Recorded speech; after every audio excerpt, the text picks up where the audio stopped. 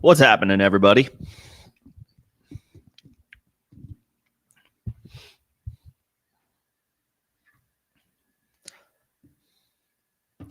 Second week of preseason is in the books.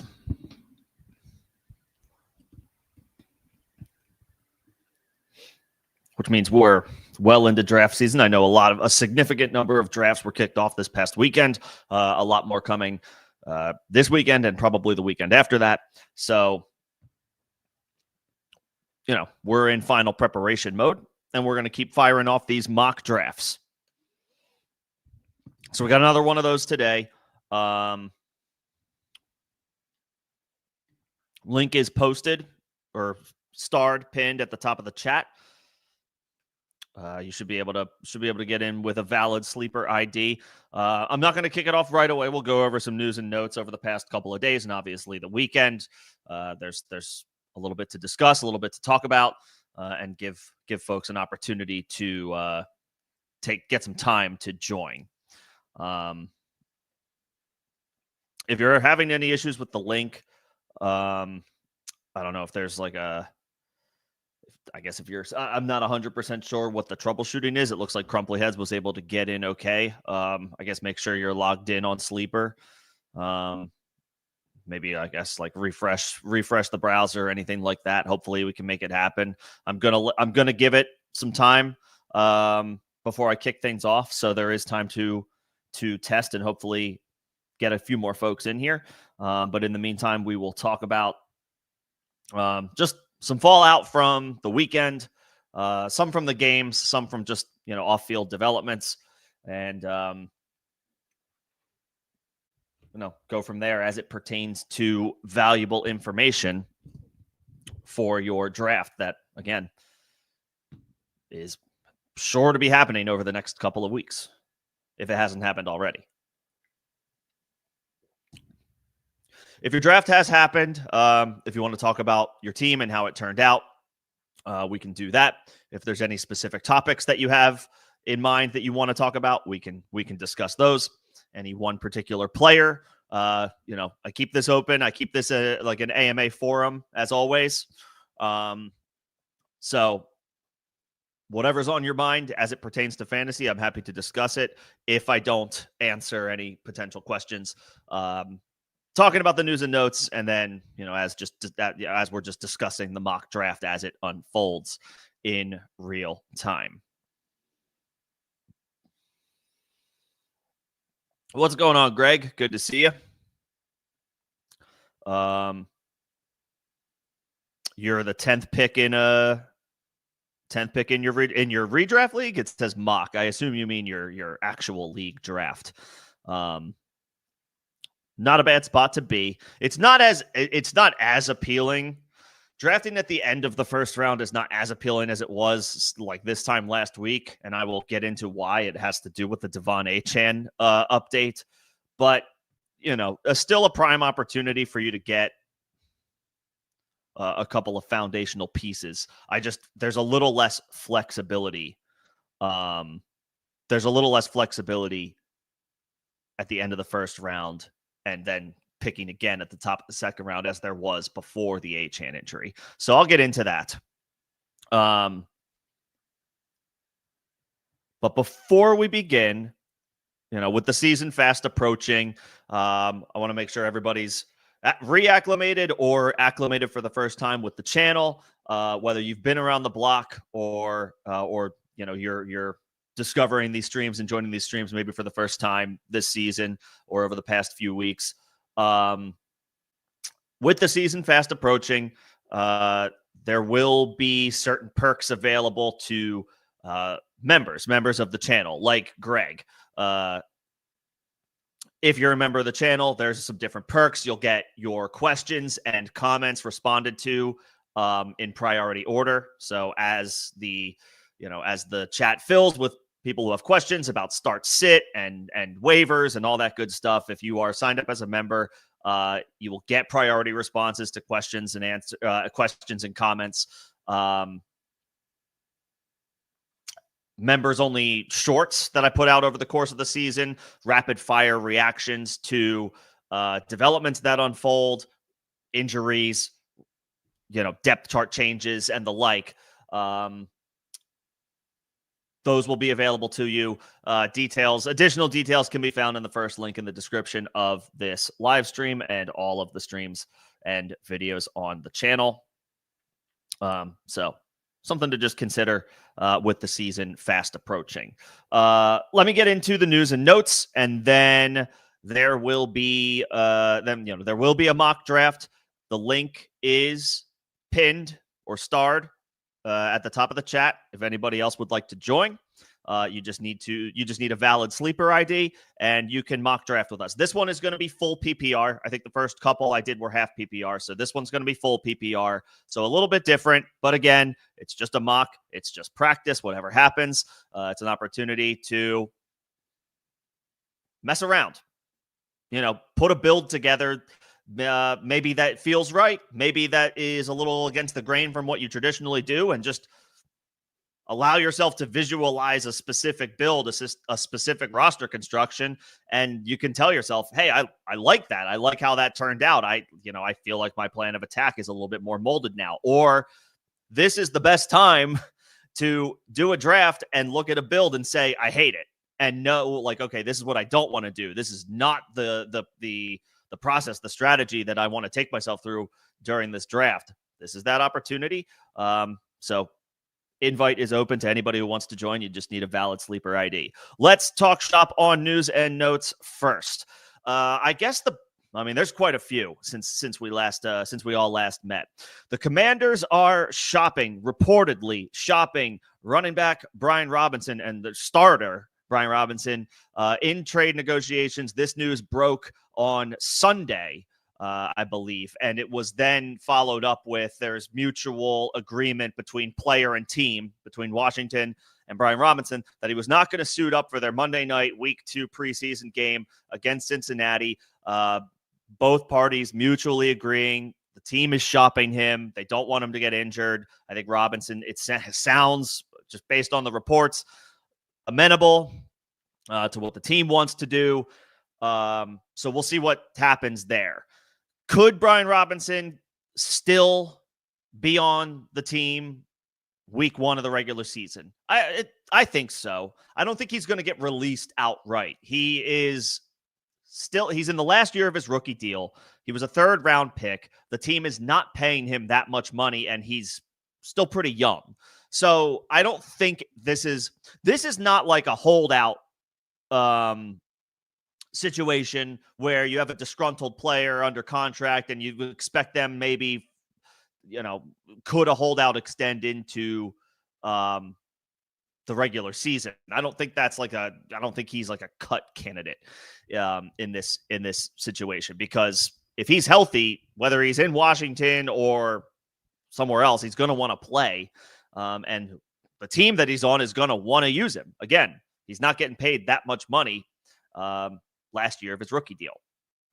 So I don't think his Week 1 prospects are in any danger, but obviously we have to see what transpires, where he ends up going. And then once we know if he does end up changing teams, I'll make sure to provide something on the channel, rapid reaction, whether it impacts somebody who is fantasy relevant now, whether he becomes a clear-cut leader in an unsettled backfield. We will address it if and when that happens. If Brian Robinson is not a Washington Commander for Week 1, then Austin Eckler, everybody's favorite rookie right now, Bill, right? Ja'Cory Croskey-Merritt, also known as Bill. I didn't read why I didn't read why that's the case. Why he likes to be called Bill, but he likes to be called Bill. Anyway, stock up on Eckler, stock up on Bill. And then I guess I would say Chris Rodriguez could have some early season appeal. He started the game for the Commanders last night against Cincinnati. Put as much stock into a preseason start as you would like. You could look at that as a sign of maybe he has, again, early season appeal. You could look at that as that's just a veteran running back getting an opportunity to start the first preseason game, and that's all there is to it.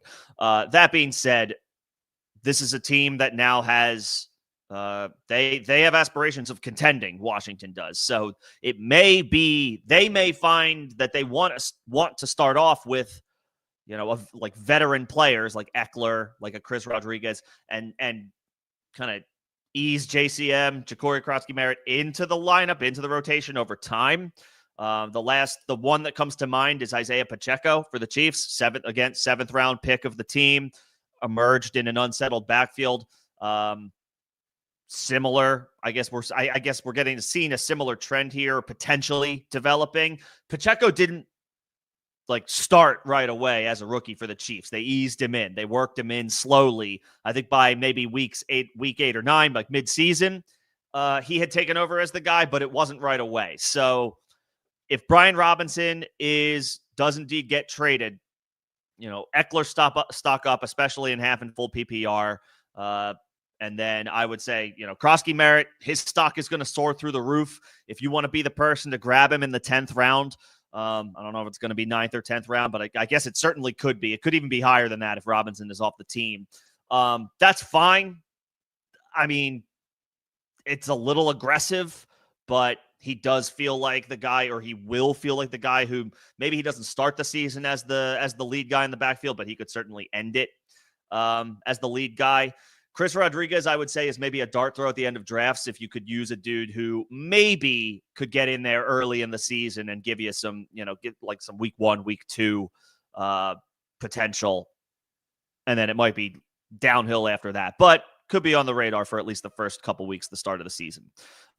More to come on that backfield and whatever develops there.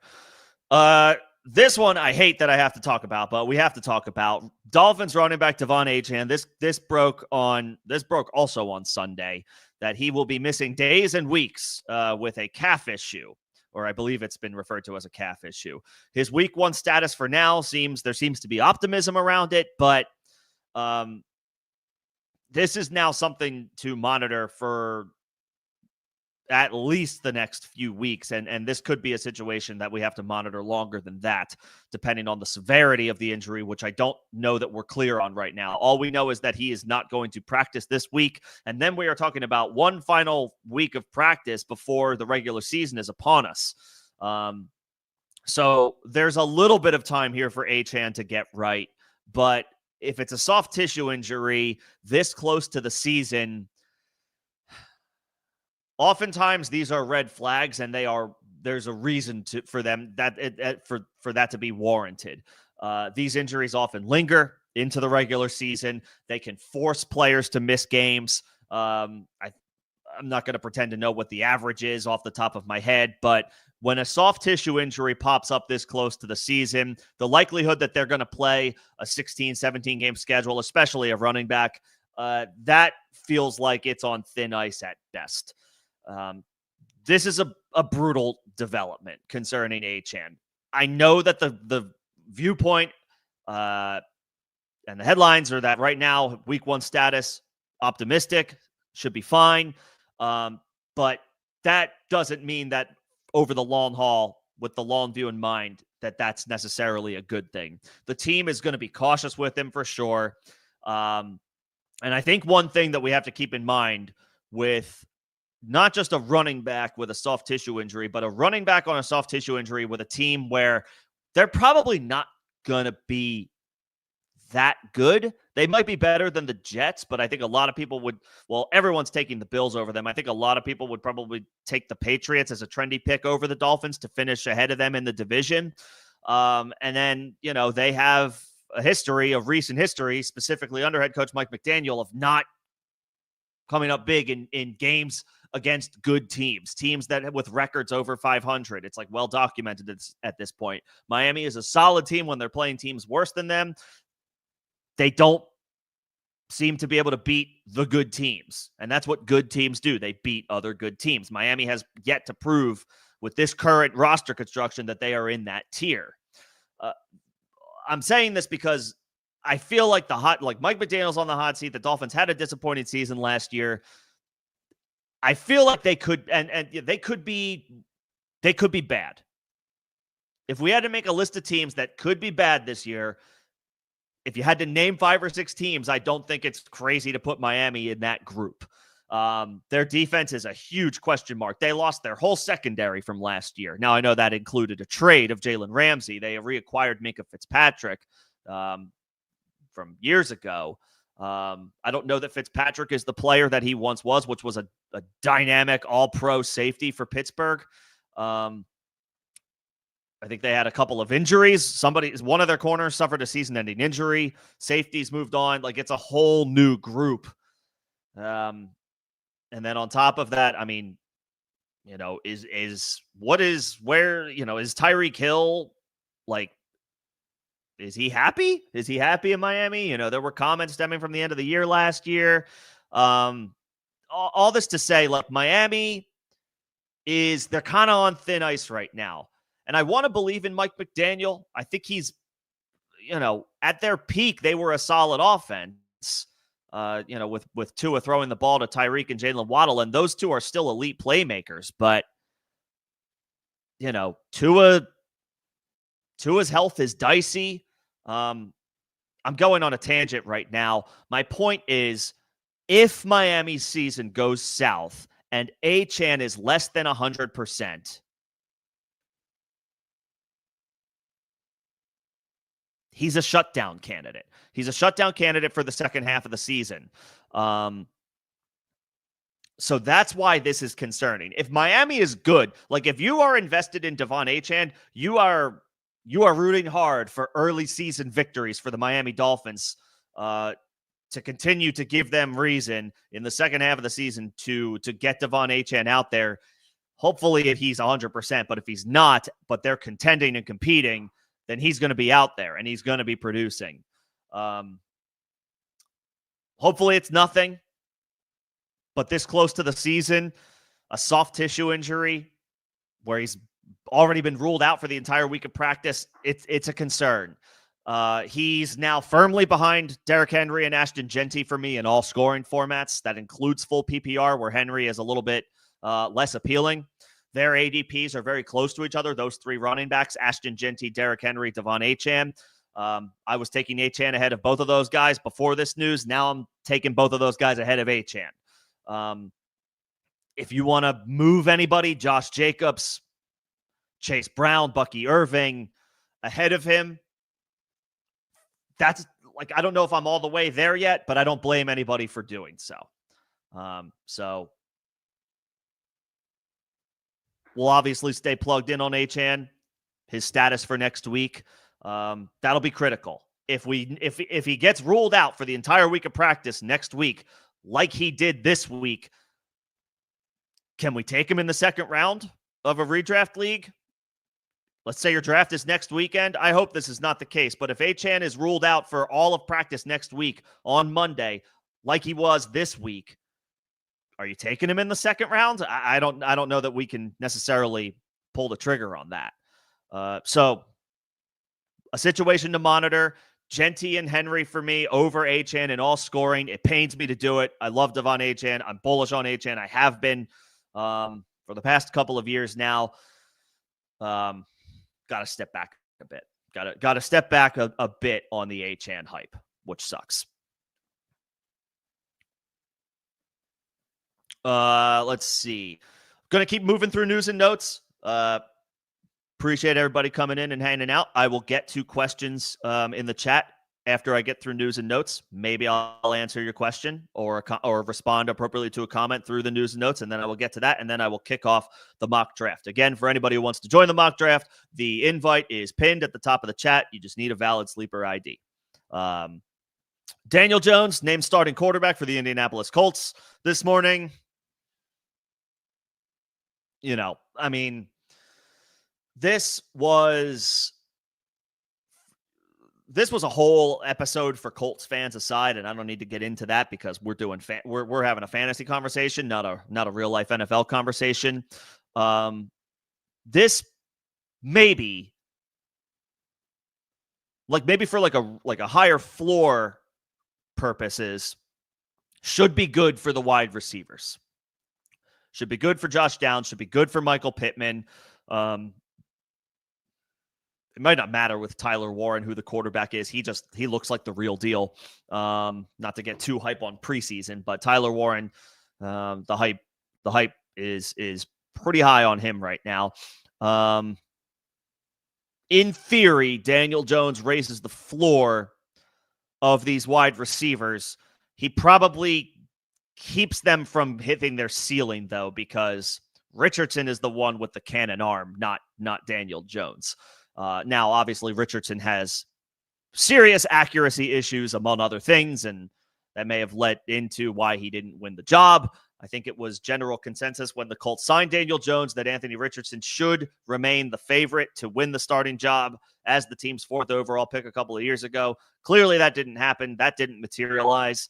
I don't know that it's the end of Anthony Richardson, but it feels like it's the end of any future he may have had with this team if he can't beat out Daniel Jones in a quarterback competition where if we can, if we're reading the tea leaves, which is what Colts beat reporters have been reporting all offseason, there hasn't been a whole lot of separation between the two of them. Like Richardson and Daniel Jones have not, they've done some good things. They've both done some bad things. In that scenario, I think we were all maybe presuming, okay, Richardson in that case wins the job by default.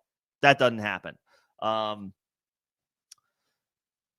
Got a lot of work to do. He has a lot of growth and development that he still needs. He's got a lot of seasoning that's required. He's still very young in the grand scheme of things. He has taken very few snaps, but the proof is in the pudding. The results have not been good so far. Do you give up on a guy this soon based on what he showed you? With all, knowing all of that, I don't know. Again, that's a conversation for another live stream, another YouTube channel that is discussing purely NFL stuff. I guess this is maybe like a dynasty thing. You could try to buy low on Anthony Richardson and just hope that he latches on with another team somewhere with the opportunity to grow and develop and ultimately eventually get a chance to start. But obviously he's completely off the radar for redraft leagues. You can draft the Colts wide receivers knowing that you're going to get some floor plays from them, or you should get some solid floor play, consistent floor play from them, but maybe not any ceiling plays week over week. And then as far as Jones goes, I mean, ideally he's a QB3 for your team in a super flex league, and that's that.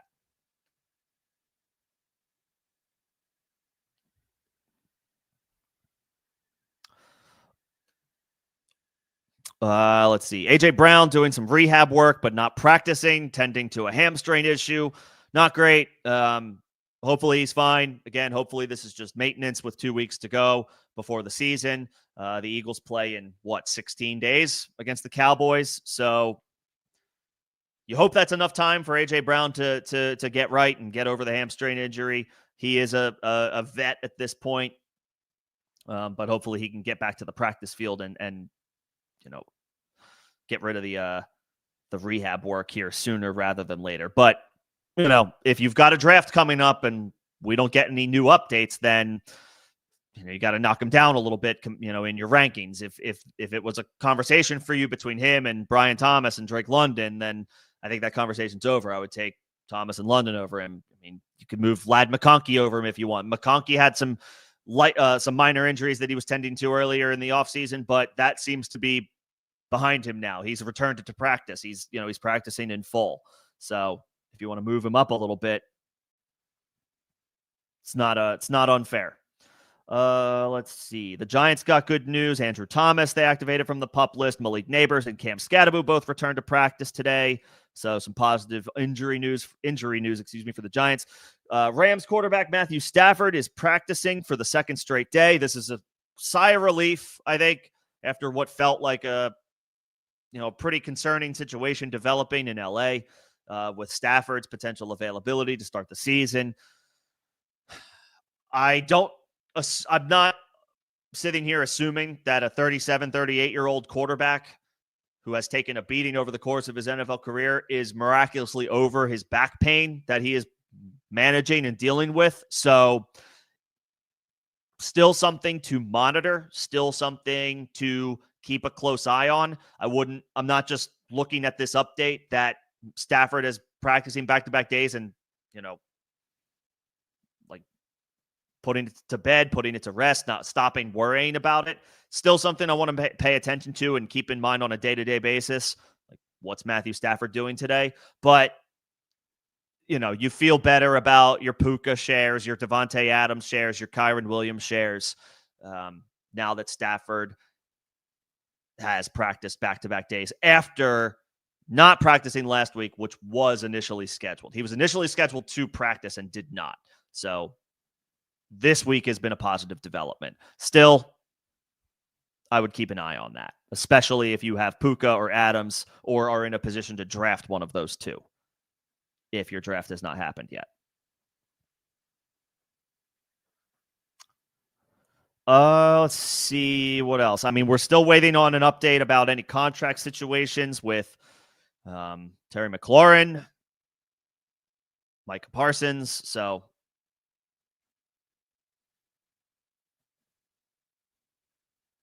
see what happens there. I guess stock up on Debo. I mean, we're closing in on crunch time for Terry McLaurin. Take him in the 4th round at your own risk. Even if he does sign a contract, I'm not worried about McLaurin's missed practice times per se. He's a vet at this point. You don't worry about that stuff as much for vets, but cadence, rhythm, timing, all that stuff still matters at this time of the season. He's missing those reps. The contract is an off-field distraction. We are already the consensus, the industry in general, are projecting, whatever you want to call it, some touchdown regression for McLaurin, 13 touchdowns, a tough number to duplicate. There's a lot of factors at play here where, yes, Jaden Daniels is awesome. He probably elevates any offensive skill player that gets the opportunity to play with him. But this is, I don't know. This has been a not normal offseason for Terry McLaurin, and even if he does sign eventually, I don't think this is a situation I want to do with as it pertains to fantasy this year. I would need Terry McLaurin to fall a lot farther than he likely is going to in drafts for me to take him.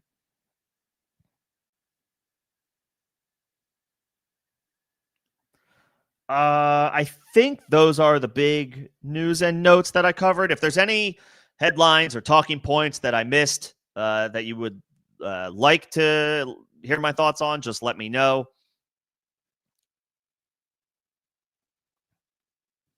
And now I can take chat questions.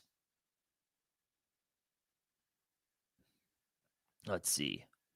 So just a comment from Greg. Again, for anybody just joining or is new to the channel, first of all, welcome. Second of all, one of the perks of being a member is getting questions and comments responded to in priority order. But I will get to everybody else as I see questions and comments populate. Yeah, Miami is a volatile situation. So just given the Achane injury news development, just be aware of that. Just be wary of that as you're making your picks. There are a few teams early on that if you were to look in your crystal ball and say, I think these are the teams that are candidates to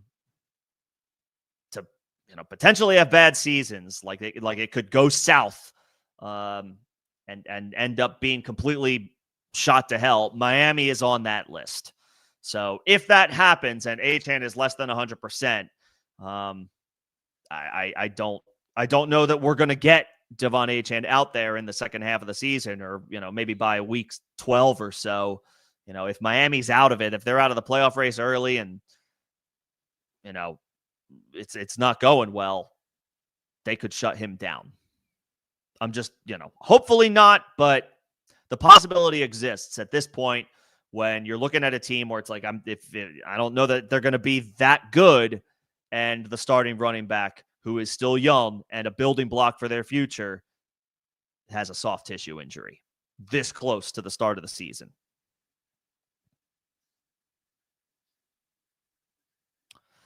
Brian Robinson would be, Brian Robinson would be a good fit in Dallas. It's just, I can't imagine it happens. I don't think Washington is going to trade their starting running back, their starting first and second down runner in Brian Robinson to a division rival. I just don't see how, unless they think Brian Robinson is cooked, which I don't think he is. He's still very young. And maybe there's something going on there that we don't know. I don't think so, but that would be the only scenario where I could see Washington trading him to a division rival, is if they quietly, for whatever reason, think like, he's lost it this early in his career. I don't think that's the case. I'm just talking about a hypothetical. That's the only way he goes to Dallas. He's going to get, otherwise, if he gets traded, I would think it's out of the division.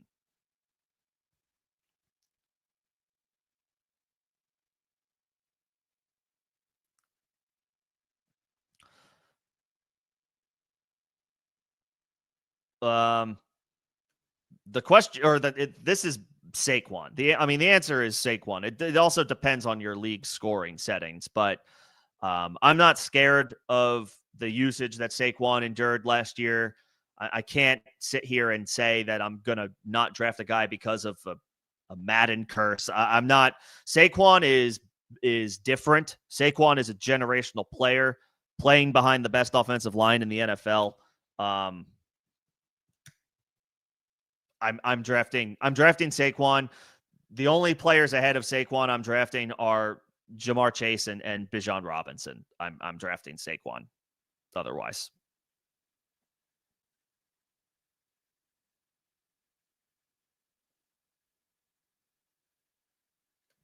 All right, I see a couple more questions, and then I am going to get into I'm going to kick off the mock draft. I see that there's 5 of us in there now. Again, feel free to join the mock if you would like. The invite is pinned in at the top of the chat, and I will kick it off after I move through chat questions.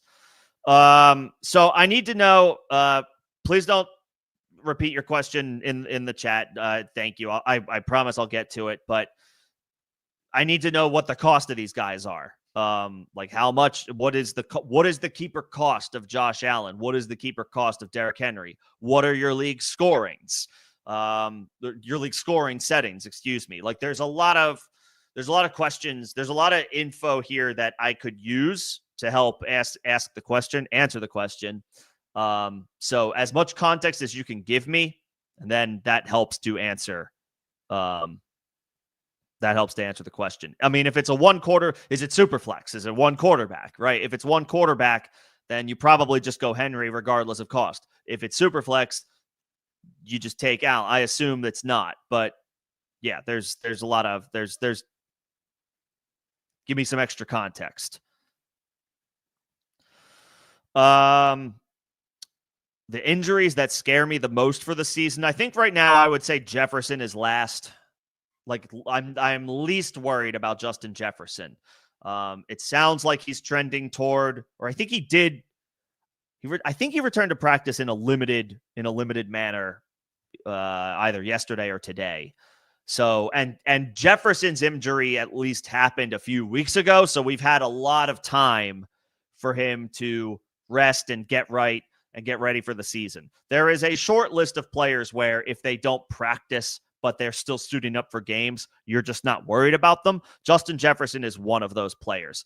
That's not even the situation. I'm just saying, the missed practice time, I'm not worried about that when it comes to a superstar. Extra time off with plenty of time to get ready for the start of the season. His injury took place early in camp, so we've had those extra weeks for him to get right. I'm not as worried about Jefferson. Stafford probably worries me the most as a 37 or 38-year-old quarterback with back problems. That is what worries me the most. Again, the back-to-back practices that he has taken part in yesterday and today, good sign, positive sign, trending in the right direction. But there's no way we could sit here and say we're out of the woods yet. So that one is probably the one that is most concerning for me. Can Stafford make it through a 17-game season already with these question marks of like how healthy is his back with the season, less than 3 weeks away. Neighbors, I'm giving it like a yellow flag, not a red flag, but it is a yellow flag. Again, Neighbors is a superstar. He has already established himself as a superstar after just his rookie year. That being said, Turf Toe sucks. I don't want to bet against superstars. Neighbors is a superstar. The Turf Toe is something that apparently he has been managing since his college days, which was just 2 years ago. So, this has been lingering for some time for him. He's also, I guess, had the shoulder injury that was holding him out of practice until today. Neighbors returned to practice today, which is great. If the Turf Toe has been an issue since college, was it an issue last year? I don't remember hearing about it all that much. Feel free to refresh my memory if that was something for him, but I don't remember that being something for him. So, if it wasn't an issue last year, why is it an issue this year? So something to keep in mind. Turf toe lingers. Turf toe is painful. Turf toe is something that keeps players out multiple weeks. So I'm not sure what it means. There's a manageable turf toe, so to speak. It's often something that requires a lot of rest. So if he's playing through it, what's the likelihood he aggravates it? Hopefully low, because he's still young. He's a freak athlete. Again, you bet on players like that. You bet on superstars, and Malik Neighbors is a superstar. But a nagging turf toe situation it's a yellow flag. Am I still drafting him at the end of the first round, especially in PPR leagues? Yes. But I would be, if I invest in Malik Neighbors, I may be more bullish on leaning into like a zero running back or hero running back strategy in the draft and loading up on more wide receivers to protect myself in the event that that this toe injury becomes more of an issue than we realize as the season progresses. And when I say realize, I mean right now. I could see myself leaning into a robust wide receiver build in the event that I draft Malik Neighbors as sort of an insurance policy on investing so heavily in a wide receiver who is awesome and is a threat to catch 100 passes and go for 1,400, 1,500 yards. I'm not going to tell you not to go after those guys, but I would maybe, in this scenario, I would maybe lean into a robust wide receiver build if I draft Neighbors to protect my Neighbors pick, if that makes sense.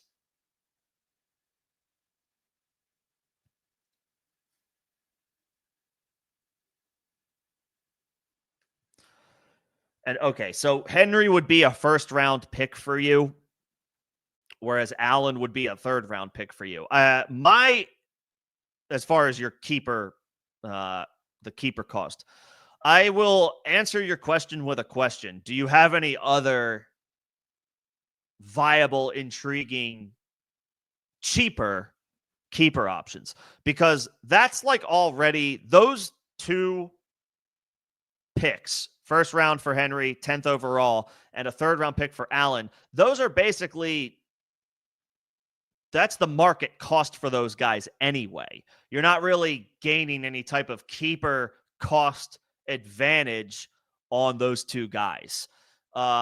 If you're not crazy about your other keeper options that you have available to you, I would probably say just take Henry, given the Achane news, and because it's not full PPR. For me, Achane is not any longer in that conversation, at least for now, to be taken close to the 1-2 turn, which is what your draft position is.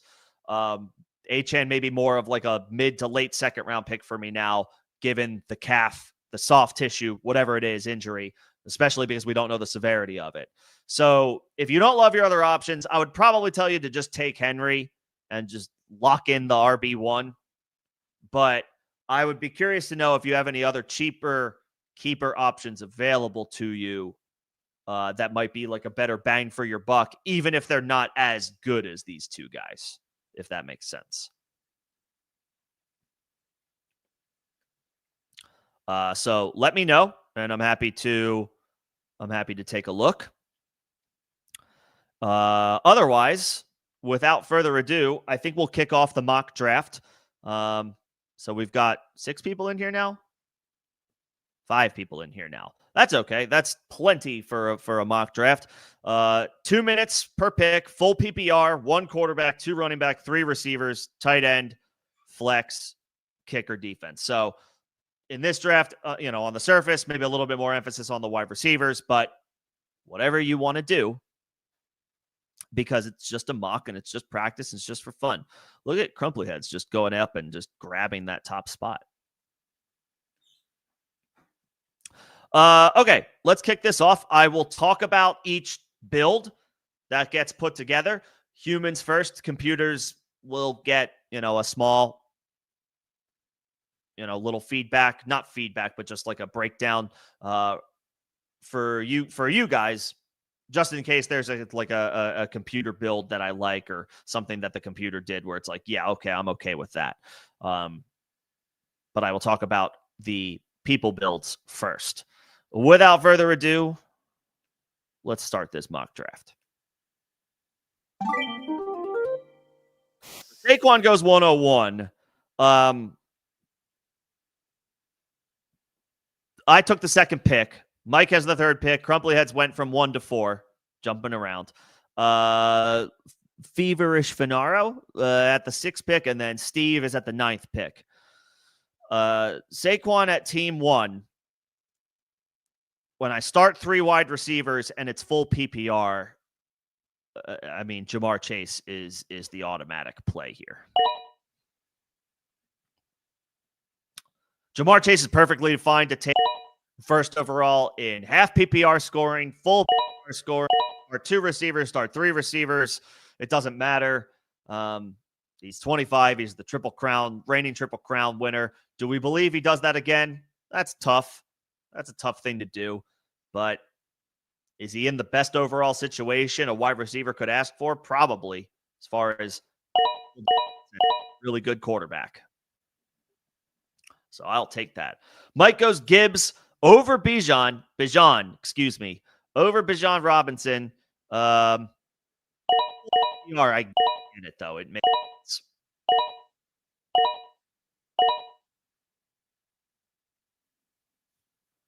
Running backs going a little bit later in full PPR, as expected.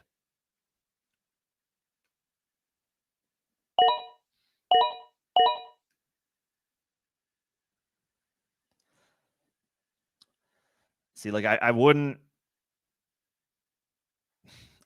draft Josh Allen in the 2nd round, and some of you might.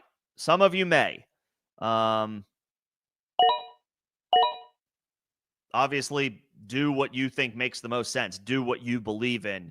That is high. That is a high pick in a 1 quarterback league to take a quarterback. I know Allen is awesome, but you're giving up the right to draft some of these other dudes. Josh Jacobs. Maybe if you're not bullish on AJ Brown because of the hamstring injury, fine. Josh Jacobs, Jonathan Taylor, Ladd, who is healthy. Brock Bowers, I think is a little bit better positional value at this part of the draft than Allen is.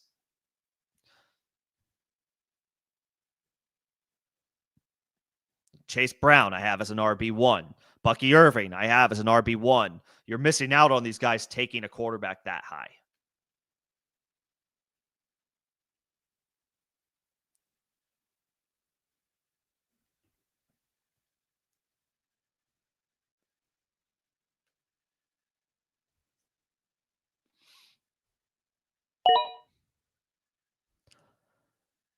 I think that's a pretty good pick. Crumply Heads, I think McConkey is a solid play. And now I'm on the clock.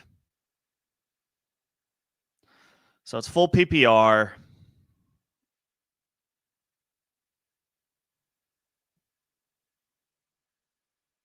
I went wide receiver. I can go. I'm picking again in 2 picks. I can go anywhere here.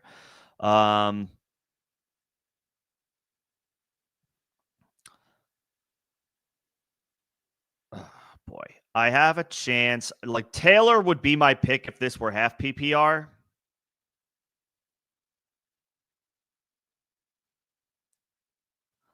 I am going to do something I didn't realize I was, that was something of interest to me, but I think I am going to do it. And I'm just going to build the Cincinnati Bengals. Since it's full PPR, I want to take Taylor here. I do. I thought about it. And in half PPR, I would. But the full PPR scoring here gives me a little bit of pause.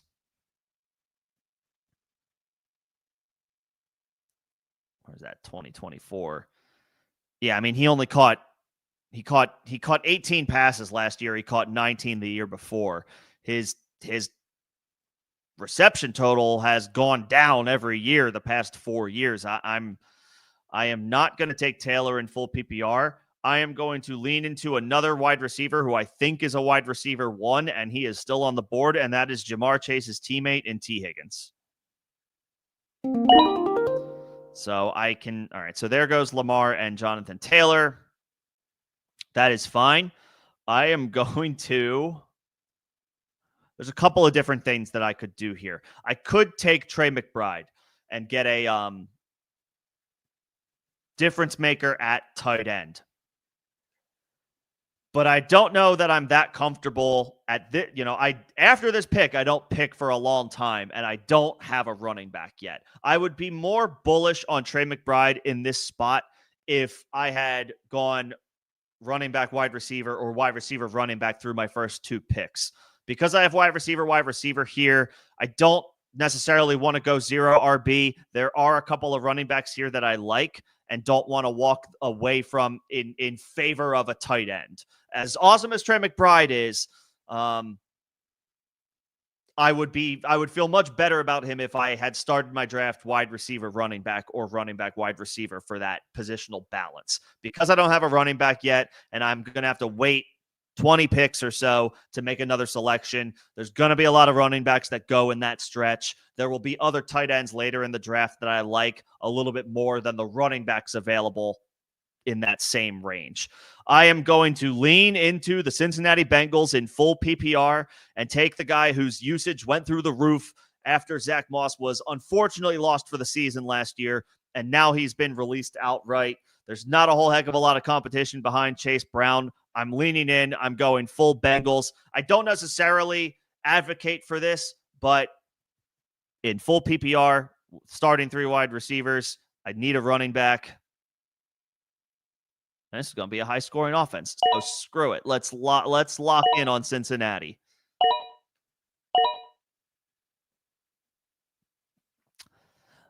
Mike, I don't know why you're so into these fake trades, but I respect your commitment to the bit.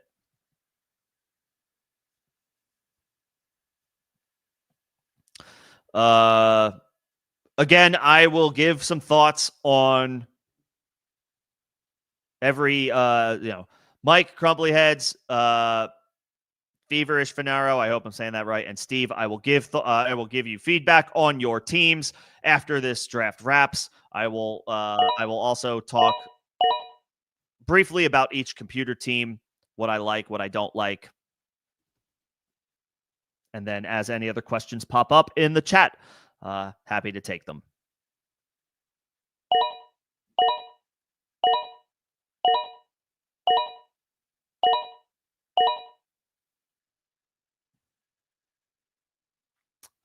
Team 10 stole my quarterback. Did I think Joe Burrow was going to get all the way back to me? No. Was I hopeful? Yes. That's okay. Let's see. Through 3 rounds, Mike has Gibbs, Bucky, and Jackson Smith and Jigba. Okay. I like that. Crumbly Heads has Bijan, Lad McConkey, Kyron Williams. I like that. I won't say what I think they should do from here on out, but we'll see if they do.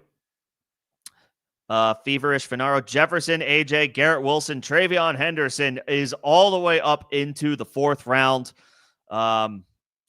it's hard to blame anybody at this point. The hype is through the roof. It's real. He looks like he might be their most explosive playmaker at any position. And I think a lot of people are high on Drake May. So if you're high on Drake May, that probably means that you're high on, in some capacity, Travion Henderson, who by all accounts is going to be his biggest and best playmaker. Jefferson stud at 6. AJ Brown, we need healthy. We need a healthy AJ Brown. He's currently tending to the hamstring issue. If he is fully healthy and returns to practice, if you can get him at the 207, that is a steal. But if he's still not practicing next week, I don't like that as much. All right, I'm picking, so let me get out in front of this. I do think there are some ADPs that can be taken advantage of here.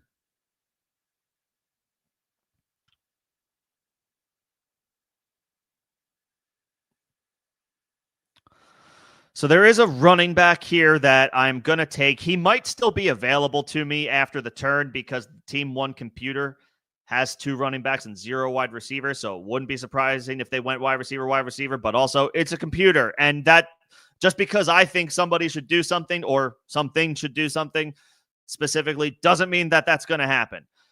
So, you know, you can obviously, if you're close to the turn, you can look at the other teams around you and look at their builds maybe later in the draft and be able to be like, all right, this guy needs that guy needs that. I can kind of hedge here a little bit. I'm not going to do that this early in the draft. I'm just going to go ahead and get a guy that I want to get. I'm going to take Chuba. He's not the most exciting, and I know that Rico Dowdle is there now, but he had a solid season for them last year. Chuba did. They paid him, and this offense appears to be on the rise. Jonathan Brooks is out for the season. Chuba figures to be their guy for the 2025 campaign. And yeah, we're talking about an ascending offense, and I need a running back. So come on down, Chuba. See, you never know what's going to happen. Something like the computer might do some crazy shit, like not draft a wide receiver in full PPR until the end of round 6 at the earliest. So there you go. Now I'm quite happy. Like, he's fallen far enough where even though there's concerns about Matthew Stafford, and I just laid them out, I just mapped them out to you guys, like the concerns about Matthew Stafford's health and how long he'll last through the season. That being said, I'm happy to take Davante Adams in the 5th round. I will bank on, he's older, but he's a vet. He's probably got a case for the Hall of Fame when it's all said and done. Those are the older players you bank on. Older players who are like, they are different. They have a Hall of Fame resume or one trending in that direction. If Matthew Stafford is healthy, this is a potent Rams offense, and Adams is a big part of that. He's a 4th round pick by consensus. In this particular draft, he fell to the 5th. And with Stafford practicing back-to-back weeks, or back-to-back days, if Stafford wasn't practicing yesterday or today, I might pass on Adams at this spot. But because we at least saw him out there, that's enough for me in the 5th round to pull the trigger on a guy who, if we knew Stafford was 100% healthy, he would be going a round higher than this. I will take Adams. I'm the one with the entire Cincy offense. That's me. And I wanted Joe Burrow, but Computer Team 10 took him after taking 3 straight running backs again in full PPR scoring. You got to love these computers. Real quick, do I like Luther Burden over Josh Downs since Downs is dealing with an injury? Not yet. I like Luther Burden. I want to draft Luther Burden, but Luther Burden might be a bit more of a slow burn. He's got DJ Moore. He's got Rome Odunze, Colston Loveland, Cole Kmet. There's a lot of, throw DeAndre Swift in there. There's a lot of weapons in this offense already where I think Burden is going to eventually be a factor, but it might not happen right away. Whereas, as for now, I don't know that we know the severity of Downs' injury. If it's minor, we know Downs is going to start for the Colts and potentially be their wide receiver one. We can't definitively say that Luther Burden has team wide receiver one expectations day one. We do have those expectations with Downs. And again, his floor is now raised, presumably, with the news that Daniel Jones is going to be the starting quarterback for the Indianapolis Colts. And Shane Steichen went on to say that he envisions that being the case for the season. I'm taking that, though, with a grain of salt because, again, if there's a short list of coaches whose names you would say did we lose Mike? Is Mike about to auto? Oh, no, Mike. Well, luckily, it's just a mock draft. Let's go! Well, that's a good pick. But hopefully we get Mike back. As I was saying, I like Luther Burden, and I'm happy to draft Luther Burden at cost until I know the severity of Downs' injury, and I haven't seen anything that it is. I'm going to look it up now. I don't think I had seen that it's that serious. He missed the preseason game. No surprise there. Hamstring injury. Okay. That's obviously not what you want to hear. Not what you want to hear. What is their ADP on Sleeper? Downs' ADP. That's a nice pick, Crumply Heads. Although Ted McMillan, either one of those would have been fine. Downs' ADP on Sleeper is 110. Burden's ADP is way down there at 155. Okay, so to answer the question, I'm not ranking Luther Burden over Josh Downs yet. But if you want to pass on Josh Downs, you should be able to wait. You could draft a running back or a tight end or a quarterback in that spot. You should be able to wait multiple rounds to get Luther Burden at a much cheaper cost if you prefer, which is totally fine. Again, if soft tissue injuries at this point of the season, at this point of the offseason are always concerning. We don't know how much time Downs could miss. Hopefully it's just practice, a couple of practices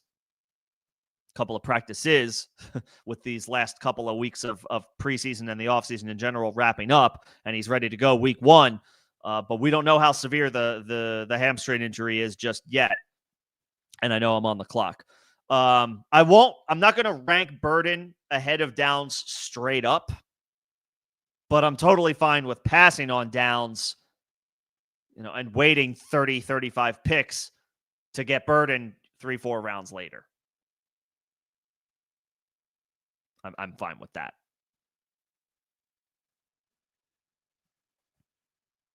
And I am on the clock, but then, Greg, I will get to your question. So I have 3 wide receivers in full PPR and 2 running backs. So I guess I could go pretty much anywhere here.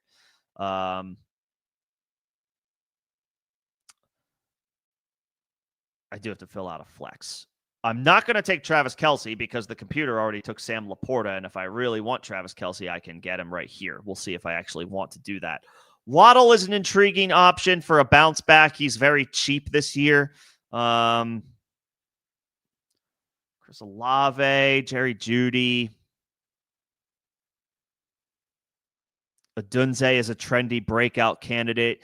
Debo is an intriguing name just because of, his usage might just be up if Terry McLaurin is not playing. Oh, this is the guy I think I want.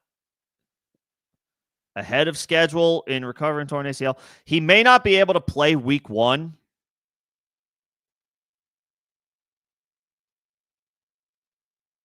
Consistent participant in training camp. I'm taking Stephon Diggs here, and I know the ADP is way. I'm drafting him above ADP, but he is the wide receiver that I want at that spot. I am willing to be patient with Stephon Diggs as my wide receiver 4. It's not been mostly rehab work for Diggs in camp. He's out there practicing. If he's not ready week 1, that is a bit of a bummer considering his participation in training camp thus far. But He is the uncontested wide receiver 1 for an ascending quarterback in Drake May. His target share should be rock solidly safe, and that's what I want. I want a wide receiver 1 with a wide receiver 1 target share, and that is what Stefon Diggs brings to the table for New England, like without a doubt. And now I'm going to take a running back who I haven't really had my eye on this offseason until now. Tajay Spears suffered a high ankle sprain after the first preseason game. He's going to miss extended time. Injuries have been an issue for Spears throughout his young career. This is an early season boost to his counterpart, Tony Pollard. He's got a great chance now to get a strong start. We like targeting guys who we feel like have a great chance to get off to a strong start and keep positive momentum going for as long as possible. Pollard fits the bill. Before the running back depth truly dries up, I want to make sure I get another one, and I'm going to take him here now in the 7th round. And also, the offense should be, it can't be much worse under Will Levis. It can't be much worse under Cam Ward than it was with Will Levis, if at all. So I'm willing to bank on them being a little bit better and increased usage for Tony Pollard. I'll take that as my RB3 in the 7th round.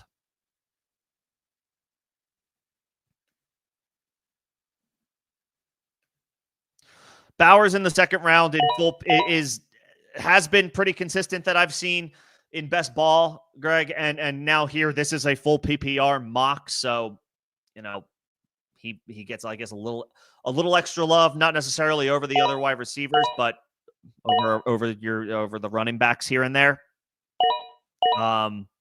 He's expensive. You're gonna have to pay a premium to get Brock Bowers, but the argument to do that is that Brock Bowers is awesome. Is already looking like a generational player at tight end after just one season. We had a lot of great rookies last year.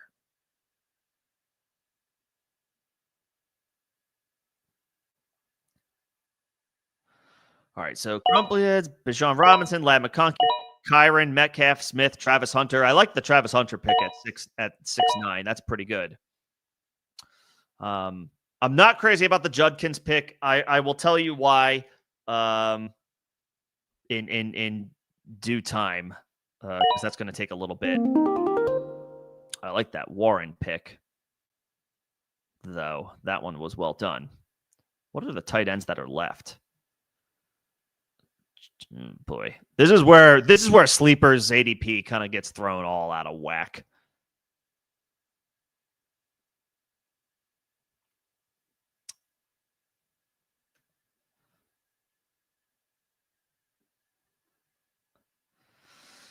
I don't really want to take Kyler here at quarterback. In fact, I'm not going to, because he's took Lamar. So if the computer took Lamar. So, or if he takes Lamar and Kyler, then good for him. So I'm going to actually hold out hope that oh God, I know exactly who I'm taking, and it's a guy that I would have taken over a lot of receivers that went already. I'm going to take the guy that I have the cursor over, and that's Ricky Pearsall. I've been banging the drum a little bit more, it feels like, to myself and in general for Ricky Pearsall. McCaffrey locked into his role. Kittle locked into his role. But Brandon Ayuk has like a week 6 timetable to return, according to John Lynch. Jawan Jennings is hurt, dealing with an injury, and maybe quietly behind the scenes requesting a contract negotiation with the team. Pearsall in a small sample size at the end of the season last year, after he kind of he got healthy after literally getting shot this time last year. Looked really good. Could be the team's wide receiver 1, maybe not weapon 1, but wide receiver 1 for a good quarterback in Brock Purdy. As a wide receiver 5, I will take Ricky Pearsall here. And he might be my wide receiver 4 to start the season if Diggs isn't quite ready. But Diggs is maybe more of a long-term play for me, like a week 4 and onward play. And that fell into my lap perfectly. I'm not crazy about Kyler, but in the 9th round, I'll take him. He's going in the range of Bo Nix and Jared Goff, and to get him like a round and a half later than Nicks and a few picks later than Goff, who has no rushing upside. Like now I feel like I'm getting a solid value in Kyler. I would really like Matthew Golden is also in play here. I've become really bullish on him. It feels more and more like he's going to end up being this team's wide receiver 1 over Jaden Reed, over Romeo Doubs, and anybody else they have there. The camp reviews are through the roof. There's a lot of injuries that they're working through in their wide receiver room. I think Golden's going to be really good, but I have 5 wide receivers in this build who are probably definitively over him to start the season. So let me get my quarterback, secure a guy who's a solid value. I think at this point he's frustrating to have, but he has top 5 rushing upside at the position, and that matters. I don't love Kyler. He's an imperfect player, but he's healthy, and this is not a bad price for him. I do like Golden a lot, though, and he goes at the very next pick.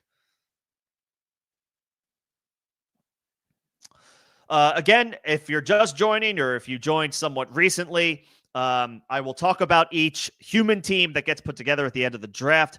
AMA, as always, members will get their questions and comments responded to in priority order, followed by everybody else. But if anybody has a topic that they want to discuss, you have a draft upcoming, you have keepers to figure out, you have a question about injured players or players who have been nursing injuries this offseason, whatever have you, happy to talk shop. The first 30 minutes or so of this stream was news and notes, the most recent news and notes. If you missed that and you want to hit that rewind button, hear my thoughts on Devon Achane and Brian Robinson and the Colts quarterback situation, all of that is covered at the top half of the show.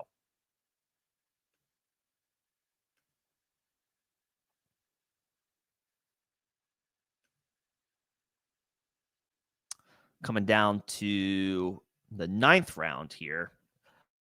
I don't know if Mike came back to make the pick or if he's still on auto, but I love the Matthew Golden pick. Feels like a great value at wide receiver, especially in full PPR to get him in the 9th round. I think you're drafting that team's wide receiver 1 in the 9th round. I don't know. The vibes are really strong with Matthew Golden right now. I almost took him ahead of Kyler.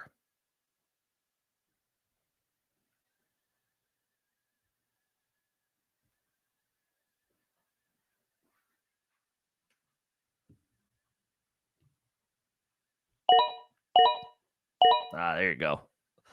I like the Jaden Higgins pick.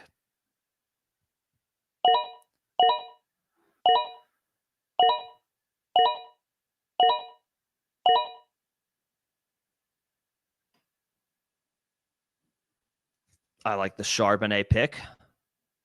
Kenneth Walker did return to practice.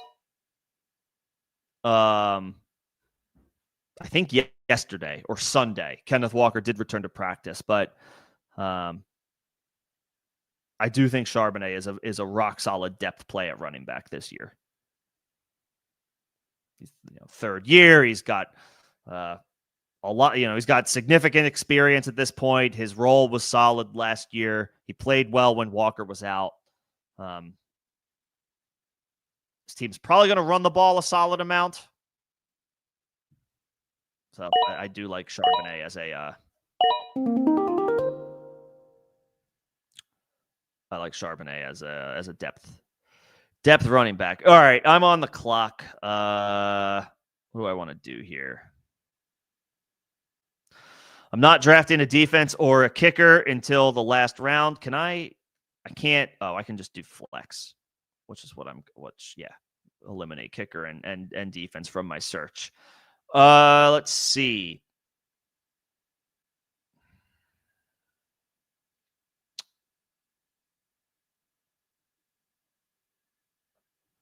I could go Moms, but I don't.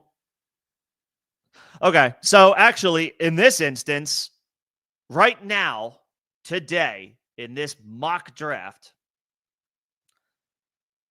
in the 10th round, am happy to roll the dice on the possibility that Brian Robinson gets traded. And in full PPR, while everybody else is getting super hype about Ja'Cory Croskey-Merritt, and I'm not trying to take away from the kid.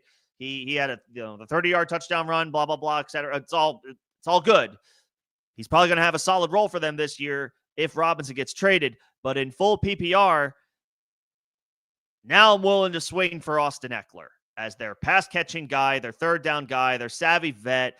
He's older at this point. He doesn't have the same juice that he used to with the Chargers, but he should be solid running back depth in full PPR, and I'm willing to take the swing on a potential expanded role with Brian Robinson potentially headed out the door. I'm going to take a shot on Austin Eckler here.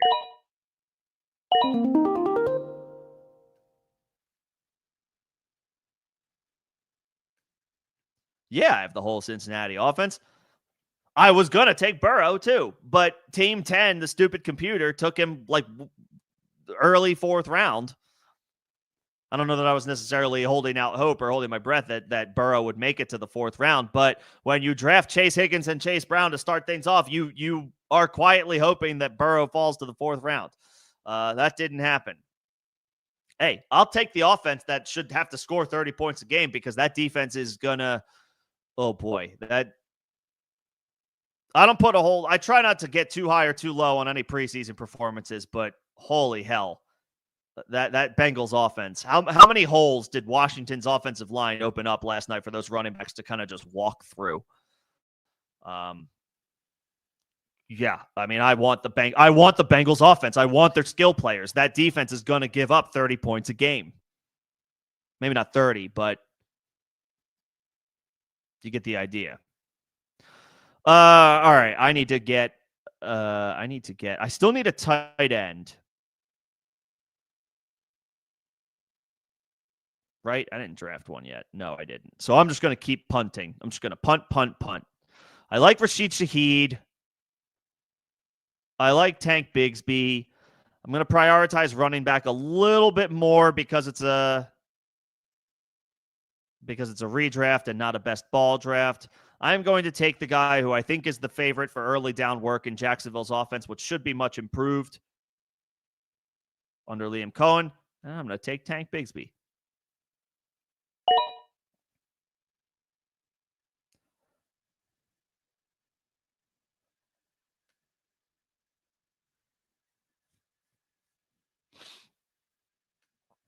That's okay, Mike. Welcome back. Glad we got you back. The computer made some interesting picks for you.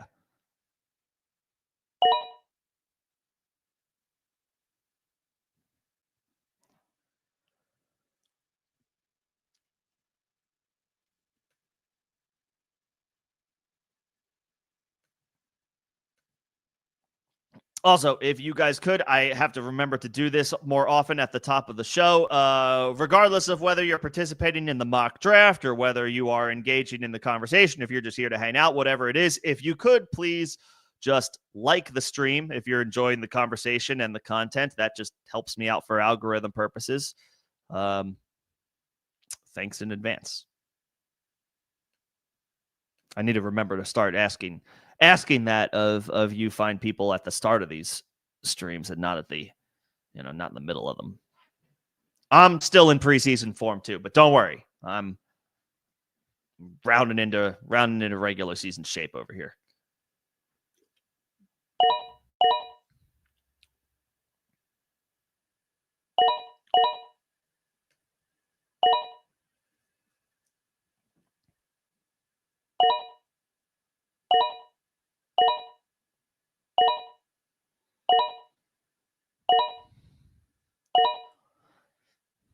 That end of the draft computer pick run.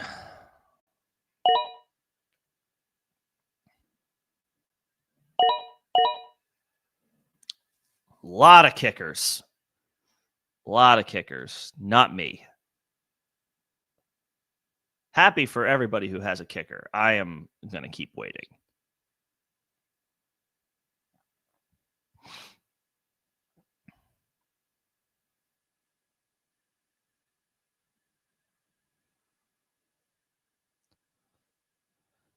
Am I the last team without a tight end? I like being the last team without a tight end because that makes me feel like I can just wait.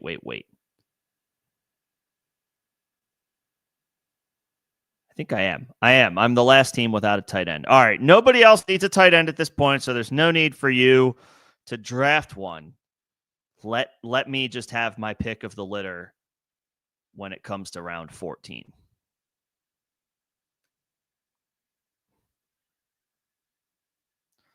I'm not drafting a defense this early.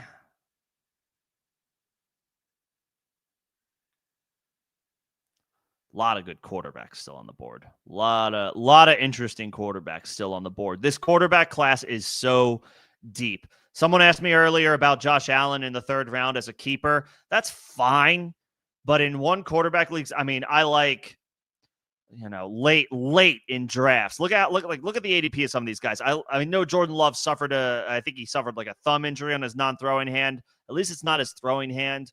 And I think he returned to practice this week. I mean, I like Jordan Love. I like Drake May. I like JJ McCarthy. Maybe he's a little bit more of a deeper league play. I like Caleb Williams. I know he's polarizing, but I think this offense is going to be a lot better this year than it was last year under Ben Johnson. I think the Jags offense could be a lot better this year under Liam Cohen than it has been the past couple of years. So Trevor Lawrence is an intriguing guy.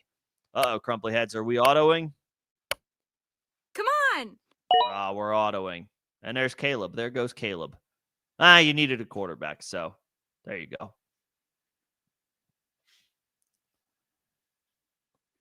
Like Justin Fields, he's not a great thrower of the football, but he will run for 1,000,000 yards. So like that's that Konami code upside.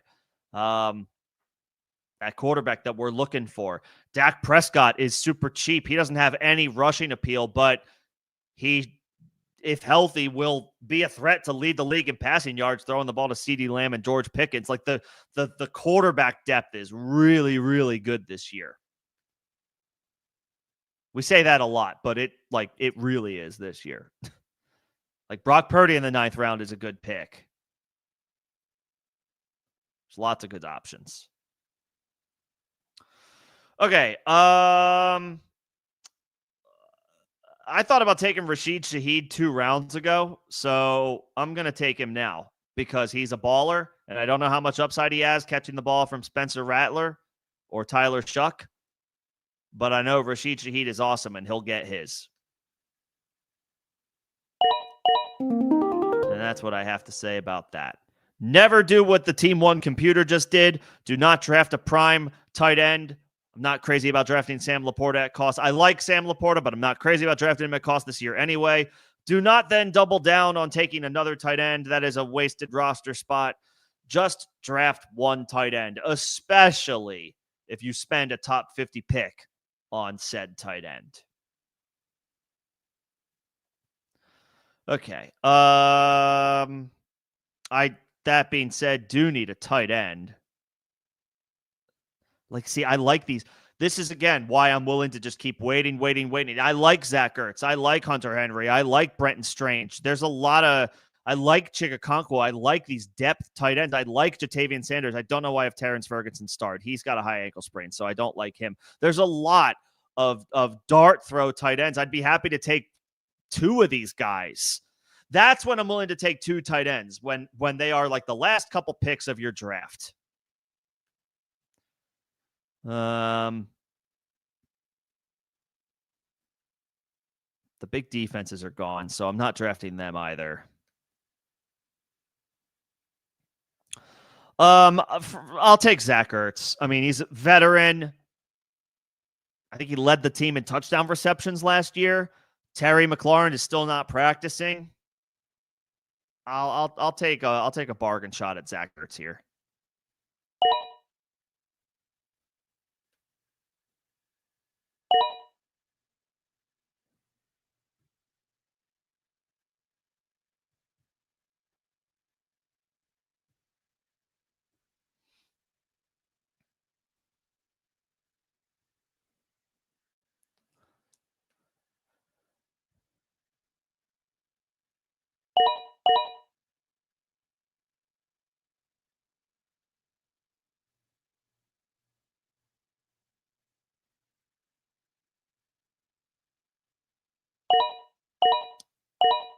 Same strategy. Crumply just did the same strategy with quarterbacks that I was explaining with tight ends, which you can absolutely do.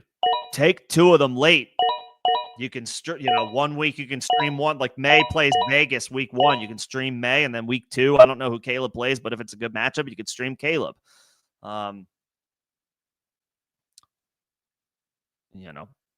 If you draft a quarterback and or a tight end high, don't draft another one.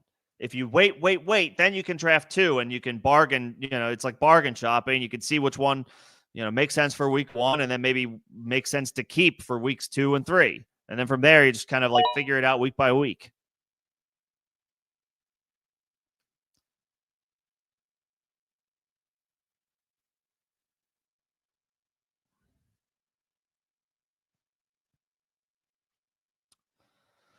I'll look at defenses now for the purpose of being practical with my draft.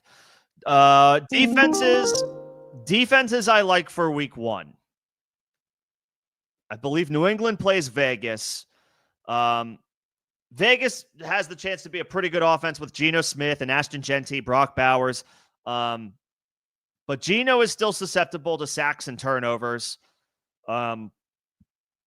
And they spent a lot of money, the Patriots did, on that defense. So expectations are high week 1 at home. I don't hate that spot. I don't mind Arizona. They're not great, but they're playing New Orleans week 1. They're going to see either Spencer Rattler or Tyler Shuck. It is on the road, so it's a little less appealing, but that's a good matchup and one that I'm willing to chase in the Dome. The 49ers do they have Seattle? That's on the road in Seattle. That's not bad, to be honest. It's a road game against a division opponent, so it's not bad. And against Sam Darnold, I'm willing to take my chances. Those options aren't too bad. Those are 3 defenses I like for week 1. LA against Houston is okay because of Houston's bad offensive line. Not the Giants against Washington. Not the Chargers against the Chiefs. The Jets play the Steelers, I think. That might not be bad. The Jets might not be bad. I just don't know if I can bring myself to do that.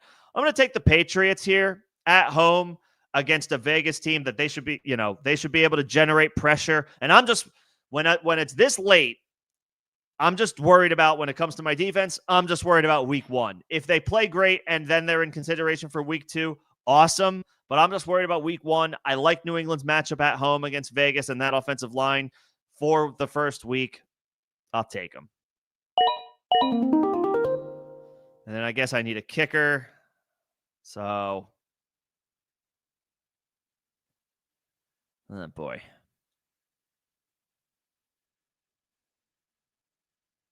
It's not uncommon for me to just draft another wide receiver or a running back here, and then ideally either stash somebody in on injured reserve who's IR eligible, or just, at the end of the week when it's, when I have to make a call, when I have to make a roster decision, just cut my last pick for a kicker. Maximize the time you have with an extra skill position player, just in case an injury happens. You never know. You never know what might fall into your lap until it's actually time to set your lineup. You don't have to have that kicker in your lineup on Wednesday. Maybe Thursday for the Thursday game, but if you don't pick up a kicker for the Thursday game, you don't need anybody in that spot until Sunday. I guess or Friday for week 1. The Chargers and Chiefs play Friday. You get my point. Maximize that roster spot for as long as you can. Draft another wide receiver or a running back. Who knows? A lot can happen. Injuries get picked up all the time. Maximize that opportunity. Maximize the time that you have with the extra player before you absolutely have to make a decision or absolutely have to put a kicker into your lineup. I guess I'll take Younghoe. I mean, the Falcons offense is projected to score a lot of points and high volume with Michael Penix and a small sample size. For the purpose of the exercise, I will take a kicker here, but I strongly encourage, you don't have to do this, but I strongly encourage not drafting a kicker or a defense. Take your pick. Take a position player and get your kicker or defense before kickoff. Just in case there's an injury. You never know. But since it's just a mock, I'll draft my defense and kicker.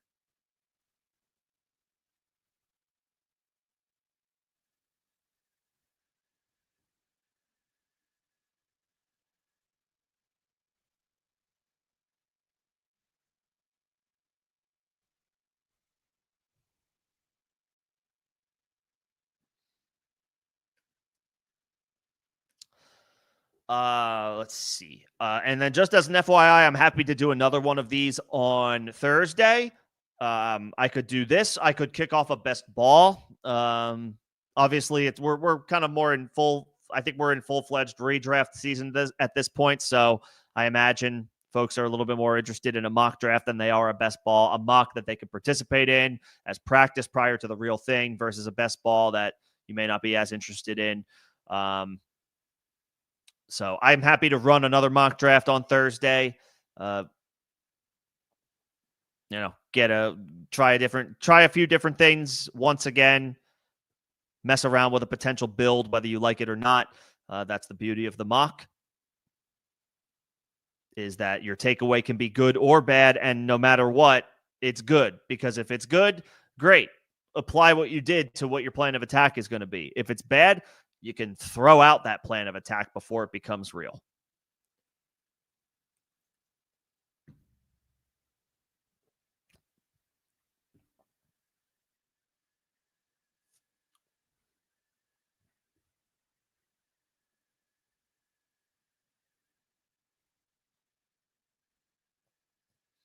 And again, as I am talking about here, we're finishing off this draft.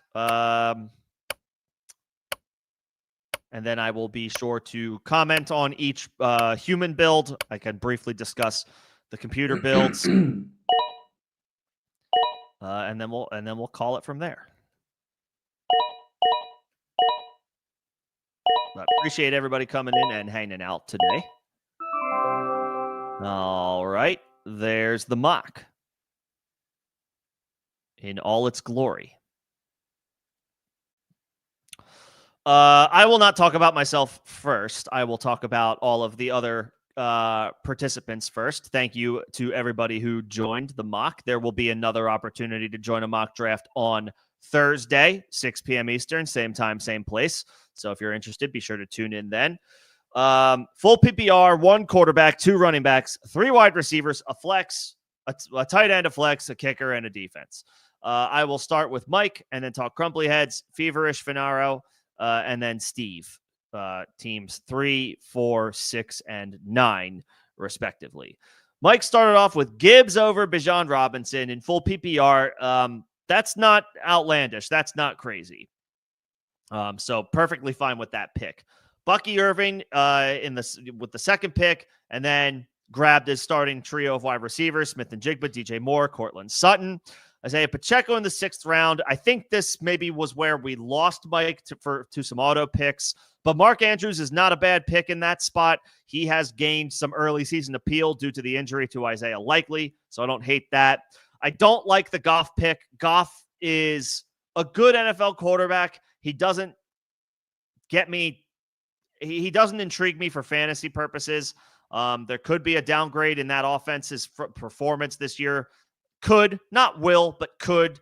Departure of Ben Johnson, retirement of Frank Ragnow at center. It's an offense that's going through some changes. That could mean maybe a step down or two from the prolific performances that they have put up over the past couple of years. There's a little bit of risk there, given that, and coupled with the fact that Goff is a zero running the football. I don't want him this year beyond best ball drafts where I stack Lions. So not crazy about the Goff pick. I think you autoed that pick anyway, Mike. So no harm, no foul. I love the Matthew Golden pick. The Ayuk pick is fine in a keeper league. I wouldn't draft Ayuk in a straight redraft league. If you are playing in a keeper league, then Ayuk is a solid roll of the dice in the 10th round because you could stash him on IR. Don't be prepared to have to rely on him at all this year, but he could be a decent guy to bounce back in 2026. And then, we'll see about 2027. Ayuk is a solid pick in keeper leagues. In straight redraft leagues, I don't want him. I just don't think you're going to get much of anything from him this year. Even when he does return to the field, that does not mean that we can expect Ayuk to return to peak performance. It takes time for these players, these athletes, to get back to where they were pre-injury. More than when they returned on the, like, it takes more time than just them stepping on the field for the first time since the injury. Ayuk, I think, is a play for 2026, not 2025. We'll see if he can, prove me wrong in the second half of the season. But generally, these type of injuries with lengthy rehab processes, we see those players return to form the following season that they return from injury, not the initial season that they return. Chubb, I'm not bullish on. I get that Joe Mixon is hurt right now.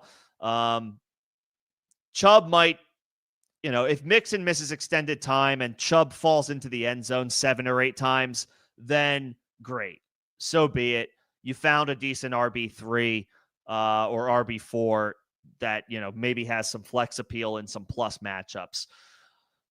The vibes just seem to be out of Texans camp that Chubb he doesn't seem to be lighting the world on fire. He's racked up a lot of serious injuries and mileage at this point in his career. I hope Nick Chubb is awesome. I hope Nick Chubb comes back with a vengeance, and I hope he kills it this year. I'm just being realistic. I don't necessarily know that I see that. This could be a team that struggles to run the ball.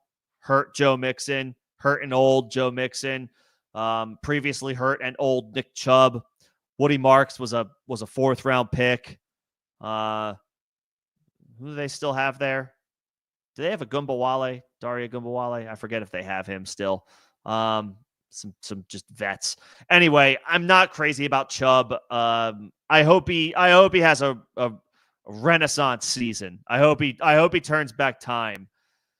That's a tall task for an older running back who's suffered the number of big injuries, significant injuries that he has. I like Marvin Mims. I like Trey Benson. I like the Dylan. I like the rest of these picks. Mims, Benson, Sampson, good depth guys. Intriguing options as flex plays in plus matchups, bye week fill-ins as needed. And Benson has a chance to emerge. Again, another older running back in James Conner, doesn't have the serious injury concern that Chubb does, but he has missed time recently with injuries. He's older now. So Benson, intriguing upside play. Sampson, intriguing upside play. Could still have a role in this Browns rushing attack, even with the development that Quinshon Judkins has had his charges dropped. So overall, solid, Mike. I like it. There were a couple of auto picks in there that I wouldn't have done. Goff, Ayuk, but in a keeper league, Ayuk is fine. And I'm not crazy about Chubb. But for the most part, I like the rest of the team. Crumply heads from the 4 spot. Bijan Robinson, I think that's a great, that's great for you to fall into your lap. Lamb, Jefferson, the top wide receivers are in play at this spot in full PPR. But I get, you have a chance to get a foundational running back at a spot where you don't expect or necessarily. Good pick. Follow it up with what should be a PPR monster in Ladd McConkey. Kyron Williams just got paid. Should be an RB1 for the Rams once again. Vibes are a little bit better with Stafford returning to practice back-to-back days. Good start. Metcalf, Devontae Smith, Hunter. I like it. I think it's solid. I don't know. I go back and forth on who I want between Metcalf and Moore, but at least with Metcalf, he has a clear-cut wide receiver 1 target share, so that's a pretty good deal breaker for me. I like Devontae Smith where you got him. Ted McMillan is in play there as well. I think Devontae is a fine pick, though, and I like the Travis Hunter pick. I think he's a big upside play. We're expecting him to play more snaps on offense than we maybe initially thought earlier in the pre-draft process and earlier in the offseason in general. It seems like he's going to have a significant role on offense most games, more often than not. He might be a bit of a dart throw here and there. It'll be fascinating to see how his deployment is over the course of his rookie year. But I mean, he's a Konami code. He's got fun upside. He's a great football player. He was drafted second overall. He wasn't drafted second overall to exclusively play corner. He's going to play wide receiver. He's going to play wide receiver a lot. And I think he's got a chance to hit big. 6th round is a great spot for Hunter. Don't like the Judkins pick in the 7th round, Crumply Heads. I know the charges have been dropped. That's great. He hasn't signed his contract yet. He could, and maybe possibly will, still be disciplined by the NFL. Generally, when charges get brought up at all, even if they get dropped, the NFL still, it's not uncommon for them to exercise their right to hand down punishment of their own. And with domestic violence, we've seen the commissioner take an extra extended stance on that. Again, even if charges get dropped. He hasn't signed his contract yet, has Judkins. So he's not in camp yet. Even though the charges got dropped several days ago now at this point, the contract still hasn't been signed. So these are a few more practice days that he's missed. And he could still be disciplined by the league. We could still be looking at a 4 to 6 game suspension for Quinshon Judkins. It's not a guarantee that it's going to happen. But if history is any indication, the league typically takes action when charges are brought up, regardless of what happens from that point forward. So I don't want to draft Judkins in the 7th round. I don't know if I want to draft Judkins before the 10th round. I was super excited about Quinshon Judkins just a month ago. Put a video out about him, about his opportunity is wide open in the Browns backfield. He's probably already their most talented player in the backfield. A lot has changed since then. And he has not been practicing. So I don't want to draft him. I don't want to draft Quinshon Judkins in the 7th round. I really like the Tyler Warren pick. If you are getting a tight end in the middle to late rounds, Warren feels like a prime target. His floor is boosted with Daniel Jones as the quarterback. He has been heavily utilized through multiple preseason games thus far. You can take that with a grain of salt if you want. That's totally fine. But the camp reports have been glowing as well. He looks like the real deal. The Colts wide receivers are solid, but they all come with question marks. Josh Downs has an injury. Michael Pittman dealt with injuries last year and a down season. I mean, Alec Pierce is a field stretcher. We'll see if he takes a step forward. A.D. Mitchell, we'll see if he takes a step forward. He had a great camp last year and then kind of didn't do much in the during the regular season. He's had a great camp this year. We'll see what happens. There's a lot of question marks in this wide receiver room. So Tyler Warren, I mean, they need him. Whatever the Colts are going to do this season on offense, they need Tyler Warren. So I like that pick, Crumply Heads. I like that spot. Scatabo, he returned to practice today, so no problem taking him in the 9th round. He's getting back into the swing of things. I just mentioned Josh Downs in the 10th round. I'm fine with that roll of the dice. The hamstring issue is a concern, but at least there's a little bit of time here for us to get an update, find out what the severity is. Obviously, if we're looking at a multi-week absence, we're going to move him down our boards. He's possibly not draftable at this point of redraft leagues if he's going to miss the first couple of weeks, but we're not there yet. So no need to overreact or worry about Downs just yet. But I understand being hesitant to draft him in general.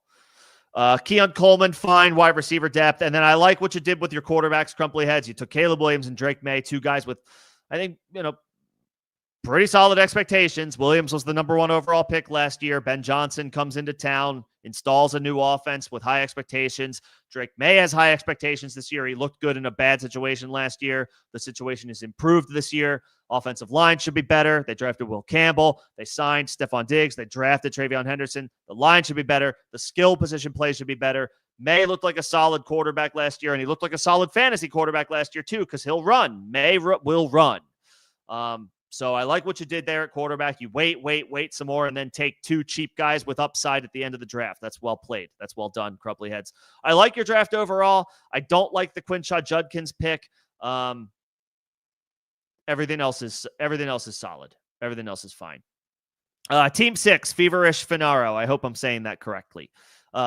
Jefferson, Brown, Wilson, strong start, 3 alpha wide receivers in full PPR. No problem with that whatsoever. Jefferson returning to the practice field this week, I believe. It might be in a limited capacity, but still better than the alternative. His injury happened earlier in the offseason, so he's had extra time, extended time to get right, get ready for the start of the season. And, he's a superstar. Jefferson is a superstar. I would have taken him over CeeDee Lamb. The computer took CeeDee. The difference for me there is I trust Kevin O'Connell as an offensive mind and as a play caller over Brian Schottenheimer. It's fair if you want to put Dak ahead of J.J. McCarthy, and if that tips the scales to CeeDee over Justin Jefferson for you, then so be it.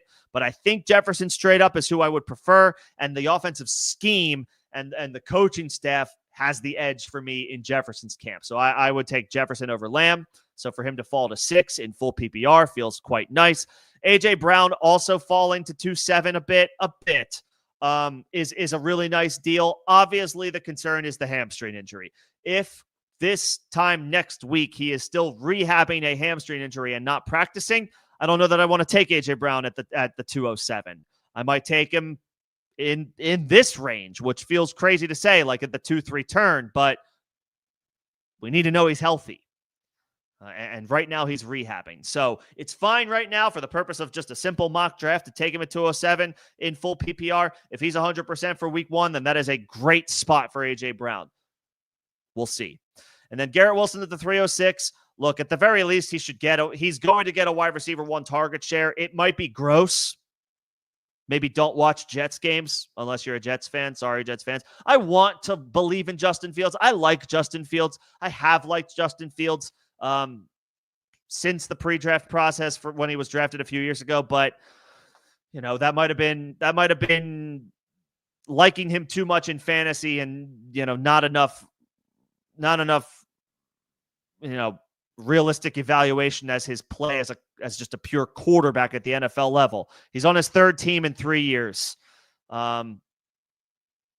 He's not an elite thrower of the football, so he may hold Garrett Wilson back a little bit. Garrett Wilson will get the volume, but he may not get he might not get the good quarterback play needed to really ascend him into that top 5 or wherever our expectations have been for Garrett Wilson to this point, which, I think that was his ceiling not too long ago, at least in Dynasty. Maybe not in redraft, but the expectations have been high for a while. We still want to believe he's a damn good player, but this might be a tough situation on offense as far as the quarterback play. Luckily, he has the wide receiver 1 target share to hang his hat on. So at least there's that.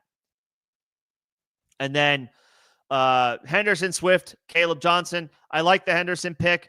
It's an aggressive grab, but I am all for drafting aggressively. If you have a guy that you have starred, circled, his name is emboldened in your brain, like I am leaving the draft with this guy, you are a firm believer, he is your guy, then go get your guy. TreVeyon Henderson in the 4th round, I have no problem with that. The stock is up. The vibes are up. He looks like he's going to be their most explosive playmaker, so I'm with it. I am on board with Henderson in the 4th round. That's totally fine, especially in full PPR. DeAndre Swift, Caleb Johnson. I don't mind the process here. You went wide receiver to start your draft, and then you're backfilling with running back. I don't mind the process here. The players make me a little nervous. Swift looks like to be on paper a winner of the offseason as far as what Chicago added to their backfield, which was not much. They didn't really sign anybody in free agency. They drafted Monangai in the draft, like in the 7th round. But the vibes are good on him. The vibes seem to be pretty positive on him. I don't know if he's ahead of Roschon Johnson on the depth chart yet, but it seems like it's trending in that direction. And then Swift has been decent through his career. He has been, I feel like, mostly potential dating back to his Detroit days. He was a flashy, explosive upside play at running back with big playmaking opportunities and ability. And we saw it here and there, but it didn't materialize over the course of a full season, and it hasn't to this point. Now he's back with he was in Detroit when Ben Johnson was their offensive coordinator, and he fell out of favor here and there out of the lineup. He didn't maintain like bell cow usage ever. I think those were the Jamal Williams seasons when he was racking up a ton of touchdowns, was when Swift was still there. He's always kind of been an RB2 when we've wanted him to be an RB1. And now we're drafting him as an RB2, but now it's like he's back with Ben Johnson. Has anything changed? We don't know. We don't know. Like, does Ben Johnson suddenly love DeAndre Swift? We don't know. Or is he going to continue to give Roschon Johnson work and the rookie in lieu of Swift? So I feel like he's maybe some smoke and mirrors. I don't think he's a bad pick, but I do think there's more mystery around Swift than what it looks to be on paper. So I don't hate the pick because he is at the top of the depth chart, but he's not a guy I'm actively targeting. Now, Caleb Johnson, he's interesting. The vibes recently have been a little less than glowing. But I am willing to be a little bit more patient on Caleb Johnson because he is a rookie. This is a team that wants to run the football. Aaron Rodgers running backs tend to have success from a fantasy perspective. He needs to get more experience and develop more trust with his coaches and with the offense as a pass blocker. That seems to be the vibe, the sentiment with Caleb Johnson. He needs to improve other aspects of his game other than just running the football. Not to be not unexpected with rookie running backs in the third round. They have growth. They have room to grow. That's the idea. They get better. Rookies are more likely to get better over a shorter period of time than their veteran counterparts because they're veterans. We already know what the veterans are. We know what Jaylen Warren is. He's a good player.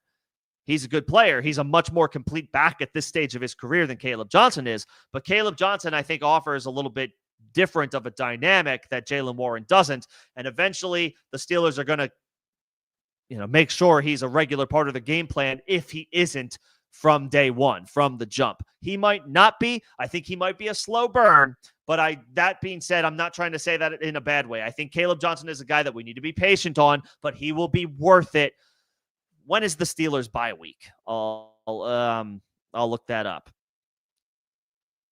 It's an early bye, week 5. I would say be patient for the first month of the season. Caleb Johnson, you might find that you need to rely on him, whether it's injuries or a zero RB approach, whatever have you. Hopefully not. Hopefully you're in a position where you can be patient with him. You can maybe wait and see, especially the first part of his schedule is tough at the Jets. That's not a great matchup. Seattle at home, that might be fine, but then on the road against New England and and home against Minnesota, those are tough matchups. Those are on paper. Those look like those are going to be pretty good defenses against the run. So I would say Caleb Johnson is a guy that you want to be patient with. But then after that week 5 bye, week 6 Cleveland, that might be tough. But then the schedule softens up a little bit.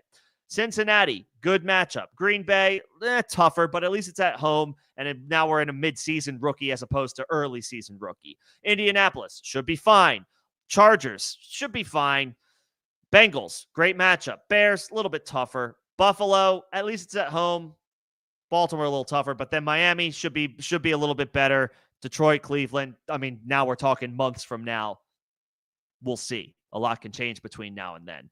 I would say be patient with Caleb Johnson, and then by week 6 or week 7, I think then we can maybe start having some expectations that he could give you some RB2 numbers. And then Bo Nix in the 7th round, David Njoku in the 8th round. So grabbing your quarterback and your tight end back-to-back in the middle rounds. Viable. That's fine. I like Bo Nix. I do. I think he's a good quarterback. I kind of want to keep waiting and drafting another quarterback later if that's the spot where I'm drafting a quarterback. But it's a good offense, good head coach in Sean Payton, interesting weapons. Cortland Sutton, they add Evan Ingram. They have a rotation in there, I guess, at wide receiver with Marvin Mims and Devon Vele and Troy Franklin and Pat Bryant. We'll see if any one of those guys emerges. But Sutton is a rock solid wide receiver 1 for a team to throw the football to. Good offensive line, great offensive line. That matters. That matters quite a bit.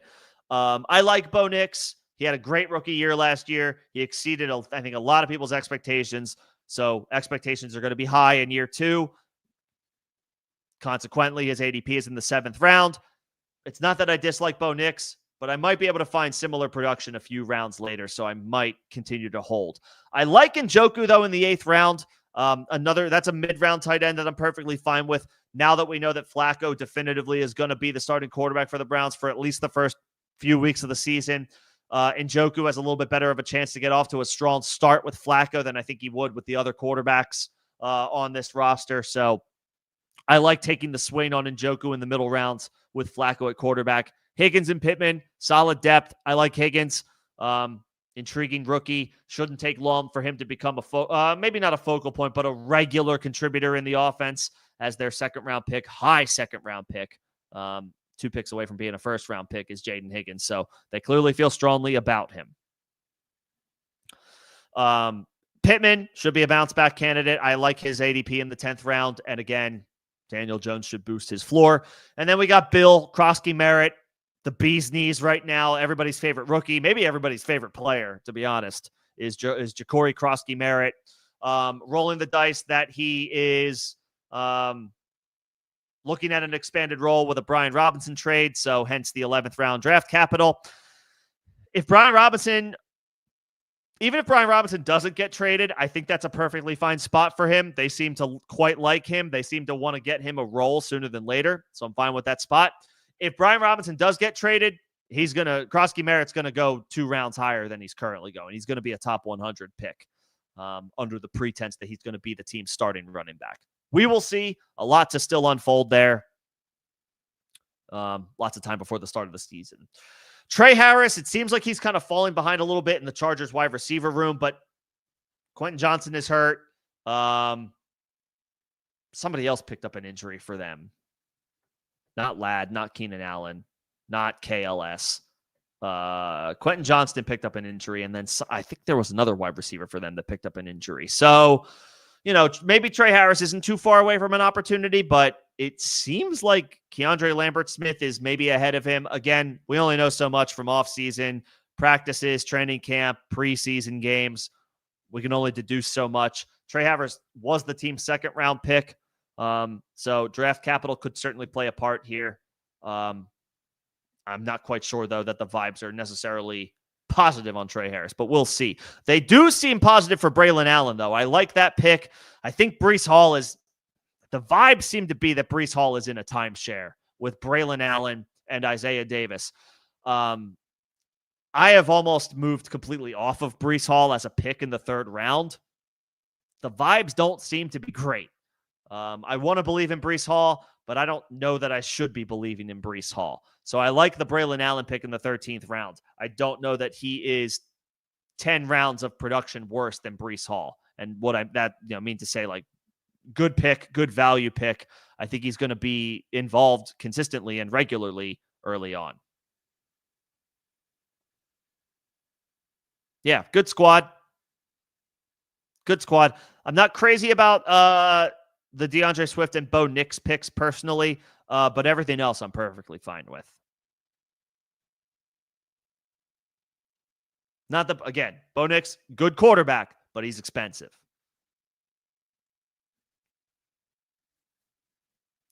And then the last person to do a draft in here was Team 9. That was Steve. So Derrick Henry, Brian Thomas. I am perfectly good with drafting Derrick Henry clearly over Devon Achane in full PPR because of the Achane soft tissue injury concern.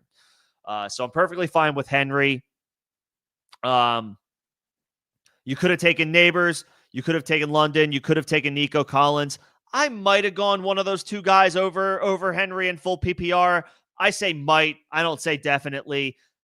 If Henry is that's your call, that's your guy at that spot, regardless of scoring, I'm totally fine with it. Henry bulldozed his way to another strong RB1 season once again. He's a stud. He's one of one. He's got a Hall of Fame case, might already be in with what he's accomplished. You bank on those players even when they're older. You bank on the generational players. Henry's a generational player. So I'm fine with that. And then Brian Thomas, you went running back first in full PPR and then came around with a wide receiver in a bit of like kind of a reverse of what maybe is the traditional approach. And I think you came out ahead. Brian Thomas is a stud. I know Travis Hunter coming in maybe hurts his target share a little bit, but Brian Thomas had a fantastic season last year. Some of that was boosted by a crazy target share when Mac Jones only had eyes for him in the last 4 or 5 games of the season. But Brian Thomas is an alpha. I think he's an alpha in the making. Should still command a great target share with Travis Hunter in the mix. Brian Thomas is that good, that talented, and we're expecting this offense to take a step forward with Liam Cohen as the play caller. So I like that spot. I think you got a really good pick, a good value in Trey McBride, and another good value in Amari and Hampton. Honestly, maybe another good value at this point with Egbuka. Yeah, these are good. I like Harvey in the 6th round. Debo in the 7th. I'm not, that's fine. Get the Terry McLaurin contract concern. Debo, if the worst case scenario happens with Terry McLaurin, Debo might be this team's number 1 weapon, like a number 1 overall weapon. Whether if they trade Brian Robinson and Terry McLaurin's worst case scenario comes to fruition, Debo might be this team's number 1 playmaker. So to get him in the 7th round, that's pretty damn good. Trey McBride, getting him after George Kittle is not consensus, but I quite like it for the value. So I think that's nicely done. That's a really good value in McBride. I regularly see him go at the 2-3 turn. I regularly see him go here. So I think that's a good pick. Hampton, Sleeper's ADP has not properly course corrected yet. Hampton should be going at least a round higher than that. And he will, in most likely in real leagues. If you are drafting and you're in the 4th round and Amari Hampton is still on the board, draft him, get him, because he's shaping up to be the RB1 from day one. Najee Harris is still, I don't know where he is in his recovery from his eye injury, but we haven't received any significant updates there. Hampton is going to be the RB1. If he's still getting drafted in the 4th round, take advantage. Draft him in the 3rd round. I would draft him in the 3rd round. At this point, I might draft him in the late 2nd round. So if he's still available with your 3rd round pick, smash draft and don't think twice. That's a good pick. Egbuka is a good pick. He is a rapidly rising in ADP and value and cost, in these past couple of weeks. Chris Godwin is probably not going to be ready for the start of the season. Jalen McMillan suffered a serious neck injury and is going on injured reserve. He's going to miss probably at least the first half of the season. They need Emeka Egbuka to be a full-time player right away, week 1. It's going to be Mike Evans, Emeka Egbuka, and Cade Otton for the Tampa Bay Bucks. Mike Evans is 31. He's going to be 32. Still a baller, but a little older. And then Cade Otton is a solid tight end. He's not an upper echelon tight end, but he's a decent tight end. I mean, they need Egbuka.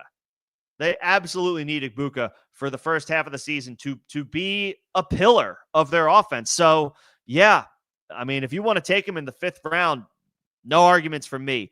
RJ Harvey is the upside swing for the fences type of running back that I like.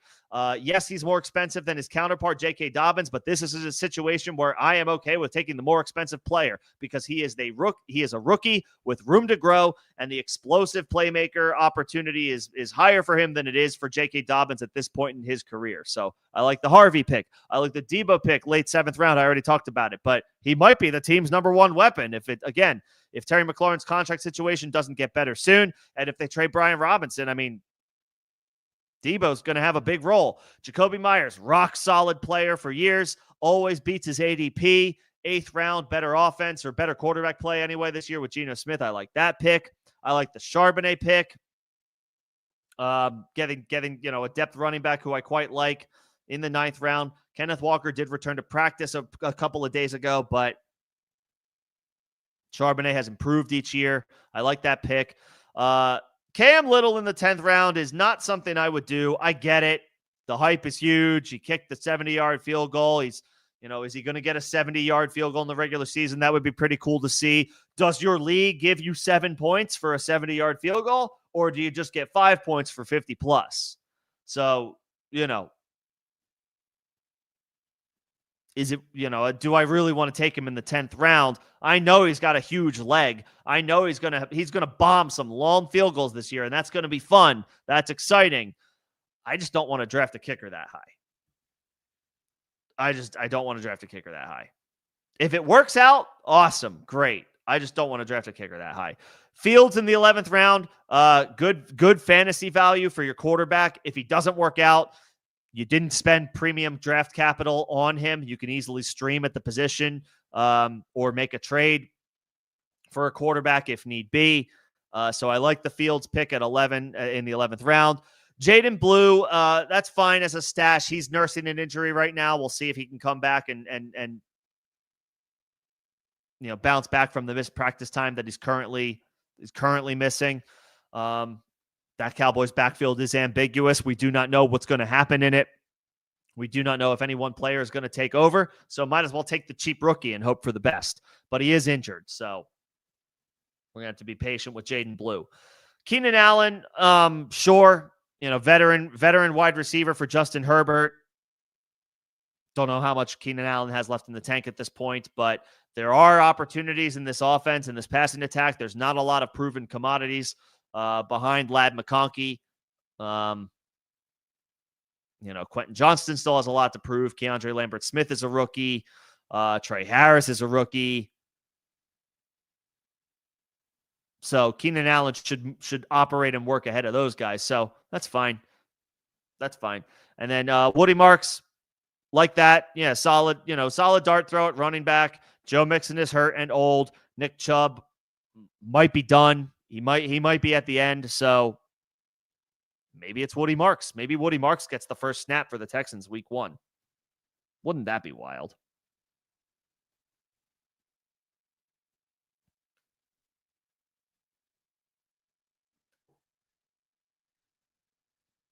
Yeah. Good squad. I like the team overall. I really like the first 9 picks, Steve. I like them quite a bit. I wouldn't take Little in the 10th, but I guess he's kicker 1 this year. So you aggressively went and got the guy you believe in. I'm not going to hold that against you. Good value quarterback. Interesting cheap options at the end of the draft. Yeah, good draft. Nicely done.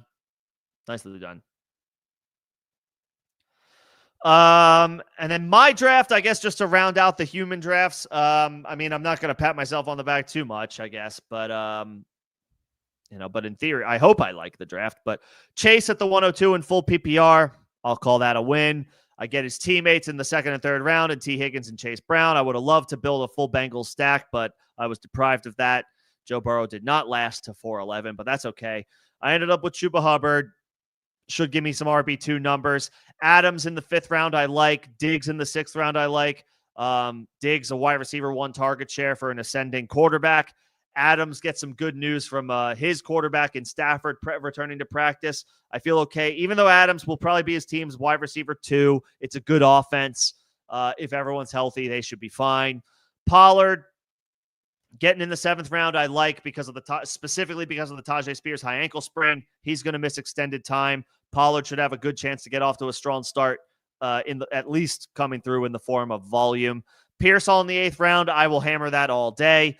Again, Deebo Samuel is gone. Brandon Ayuk won't come back for the first at least month of the season. Jawan Jennings is nursing an injury. Christian McCaffrey and George Kittle are awesome and healthy right now, but they're older, and they both have injury histories. So I like Pearsall in the 8th. Kyler in the 9th, I took because, okay, fine, decent quarterback value. That is not a must. That's not an auto smash for me every time. Kyler is frustrating, but he does have good rushing upside, so I decided to take the shot just to see what it would look like. I don't mind it. I might take Matthew Golden next time and then try to get one of the guys that Crumply Heads grabbed at quarterback maybe a round or 2 later, but it's okay. Now that I'm looking at it, I don't know that I would do it again, but at least it's decently cheap for a quarterback with top 5 rushing upside. And then Eckler and Bigsby. Eckler, again, If Brian Robinson gets traded in full PPR, I'll take a shot. Bigsby, I like him to lead the Jags backfield in opportunities, at least on first and second down. Took a shot on Shaheed, and then I punted at tight end with Ertz. So I guess it's not terrible. Team one, I mean, I'm not going to spend too much time on the computers because they're just computers, but just for the, sake of the exercise, I don't like team one, especially not in full PPR. I mean, Waddle and Olave are your two healthy wide receivers. Godwin's not going to start the season healthy on time. Mooney doesn't look like he's going to start the season healthy on time. Drafted two quarterbacks. Lamar at the 2-3 turn, like, okay, fine, not my cup of tea, but if that's what you want to do, fine. But then don't follow it up with drafting a second quarterback. If you draft Lamar Jackson in a one quarterback league, that's your quarterback. Lamar is your quarterback. I don't want to play scared and draft a QB2 when I drafted a QB1 with such significant draft capital. That's your guy that you are sinking or swimming with. And same with tight end. Do not spend a top 50 pick on a tight end and then draft a tight end too. You don't need to protect yourself from injuries or poor performances or whatever. We can figure that stuff out later. If you invest heavily in a quarterback or a tight end, hopefully not both, because then that really squeezes you out of running back and wide receiver depth. But if you invest early in one of those two positions, don't address it again. Don't address it again. So I don't like what Team 1 did, but Team 1's a computer, so we're not going to follow what the computer did. Team 5, Lamb, Jacobs, Tyreek, Hurts, McMillan, Ridley, Jones. I like this. I mean, I like this build. I like how this came together. This team has no running back depth, so I would have drafted another running back. I wouldn't have Jaden Reed, Jawan Jennings. I'm not crazy about those picks. I would have preferred to take a Jalen Warren for a running back 3, a Scatabo for a running back 3 or 4. I would not have drafted, with CD, Tyreek, Tet, and Ridley, and then only 2 running backs through 7 rounds. I would have drafted at least 1 running back here.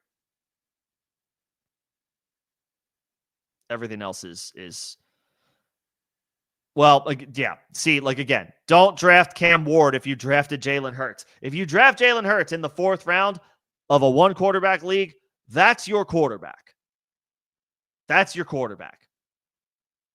There is no world where, let's say Hurts has a bad day week 1 and Cam Ward has a great game week 1. There is no world where, in that scenario, I'm benching Jalen Hurts for Cam Ward for at least 10 weeks, at least.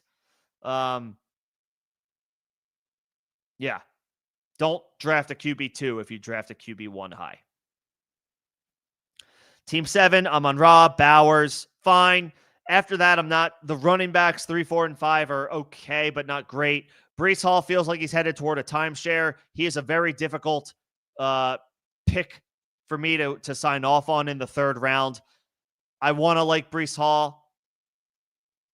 The vibes don't seem great. I don't know that it has anything to do with him. It's the coaching staff, and they like Braylon Allen. They seem to want to get a committee going in the Jets backfield. So, and Hall disappointed last year. He was drafted as the RB4 or 5. I think he finished as the RB17. That's bad. That's not good. That is a bust pick because we drafted Breece Hall in the middle of the 1st round, and he returned 5th round value. It's not good. Now he appears headed for a timeshare. So hard for me to say yes to Breece Hall in the 3rd round. Kamara's fine in the 4th. I'm okay with that. Just with the caveat that this might not be a good offense. Maybe you're drafting Kamara with the hope that the team trades him to a contender at the trade deadline. I don't know that that's going to happen. I would maybe put those chances today right now at 15%, maybe 20% if you're feeling ambitious. That would be cool if Kamara became the clear-cut top option in the backfield for a contending team on a better offense with better quarterback play. So right now, he feels like he's safe, but not like his ceiling is capped because of this offense. And then Montgomery, I was bullish on Montgomery last year. For some reason, I can't seem to pull the trigger on Montgomery this year. The vibe seemed to be that the team is swinging the pendulum heavier in Jahmyr Gibbs' direction. And again, what does this offense look like sans Ben Johnson and Frank Ragnow on the offensive line? Feels like they could lean a little bit more into Gibbs in his third season. Montgomery is a good player. He will still probably be short yardage, red zone, goal line guy. I would think he's still a threat for 8 to 10 rushing touchdowns. I don't know if I want to pick him at the same price that he was last year, given those circumstances. And then Mayfield, I don't want to draft Baker at quarterback. No Godwin, now no Jalen McMillan. Tristan Wirfs might miss time to start the season. I mean, the Bucs offense is a little banged up right now. They're starting left tackle. They're starting slot receiver for multiple years. A nice second-year player who emerged as a rookie last year in McMillan. Going to miss till at least the first 2 months of the season. I mean, Baker's a good quarterback, but if he's down his left tackle and one of his primary starting wide receivers, I don't want to pull the trigger on him in the 6th round or the 7th round, probably not the 8th round. Addison is suspended for 3 games, so I'd rather draft him in the 8th or 9th round than the 7th round. Kupp, I don't know. There could be some downside there. He's older, new offense, not going to be as good as the offenses he enjoyed being with the Rams. Kraft, fine. Stroud and Mayfield is a meh combination of quarterback for me. And then Kirk, Thielen, Bateman. Yeah, I don't like Team 7. There's some individual players I like in here. I don't like. Thielen's an interesting vet. Bateman just got paid, attached to a good offense. There's some interesting options here. And then Amon-Ra and Bowers are good picks. After that, I kind of don't really like anything that Team 7 did. Team 8, Puka, Allen, Kittle, Harrison, Rice, Mixon. So again, Rice is a ticking time bomb with a potential midseason suspension. Mixon is not healthy right now, so I don't think I would draft those guys in the 5th or 6th round, respectively. Judy is good in the 7th round. He's going to catch the ball from Flacco at least to start the year. And then, ETN, I prefer Bigsby. Jonnu, no, you drafted Kittle. You drafted George Kittle in the 3rd round. Don't draft another tight end. Javonte, I don't know that he necessarily remains the starter in Dallas all season long. Ramondre, whatever. I much prefer Henderson at this point. Yeah. And you drafted Josh Allen in the 2nd round. Don't draft J.J. McCarthy at the end of the draft. Josh Allen's your quarterback. Teams 10 through 12. Genty, McCaffrey, Cook, Worthy, Pickens, Shakir. Only drafted 3 wide receivers in a 3 wide receiver league, and Shakir is injured, so that's not a good team. Drafted Kelsey in the 7th round and then drafted Ferguson in the 11th round. Drafted Love in the 13th round after drafting Burr. I'm actually happy that the computers all did stupid stuff like this so that we could all look at it together and come, it's like if you draft a quarterback and or a tight end high, don't invest in a second one. Don't invest 2 players in the onesie positions. Those are your guys. If you draft Josh Allen, Jaden Daniels, Lamar Jackson, Jalen Hurts, Joe Burrow, that's your anchor. That's your horse at quarterback. If you draft George Kittle, Brock Bowers, Trey McBride, TJ Hawkinson, Sam Laporta, Mark Andrews, Travis Kelce, Tyler Warren, David Njoku, those are your guys. Just rock with those dudes as your tight end. Don't draft a second one. You draft 2 tight ends if you miss out on all those guys and you take 2 dudes late and you bank on some upside coming from one of them.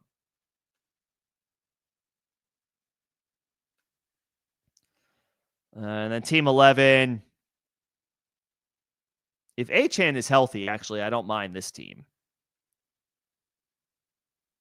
Well, wasted Purdy picks and Kincaid picks because they already had Daniels and Engram. And then team 12, like the first 2 wide receivers, I'm not taking Terry McLaurin in the 3rd round while this contract situation lingers. Yeah.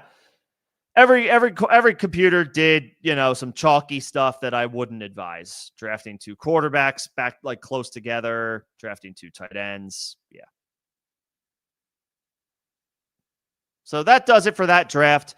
I will fire off another mock draft on Thursday for anybody who wants to join that. And then, if anybody has any, if your draft is this weekend or if it's coming up, feel free to hit me up with questions. You can ask questions in the form of a comment on this live stream or any stream or video on the channel. You can also hit me up in Discord, second link in the description of this live stream and all the streams and videos on this channel. Open invite for anybody as you are molding your draft plan. And then I have one more question here at the end of the chat. Who do I like more between Garrett Wilson and Marvin Harrison? I'm not necessarily bullish on either one of them. I want to believe that Marvin Harrison is in the better offense. 4th overall pick last year. Will he take over as the top target over Trey McBride? I don't know. And then with Garrett Wilson, he's probably going to have the worst quarterback play, but he is guaranteed the wide receiver 1 target share. I guess I might slightly prefer Wilson for that fact alone.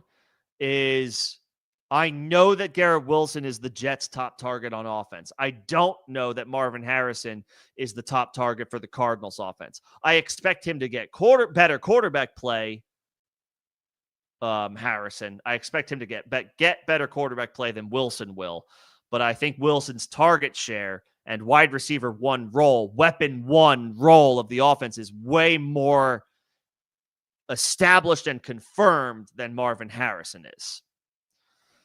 I would probably rank them back-to-back in my wide receiver rankings. Let's say I would probably rank them as the wide receivers, let's say, somewhere in the 15, 16, 17 range, 14, 15, 16 range for those 2.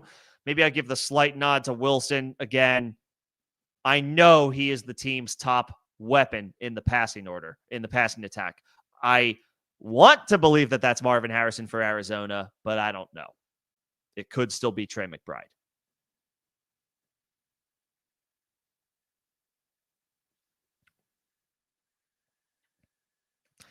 And then the 7th pick, it depends on your scoring.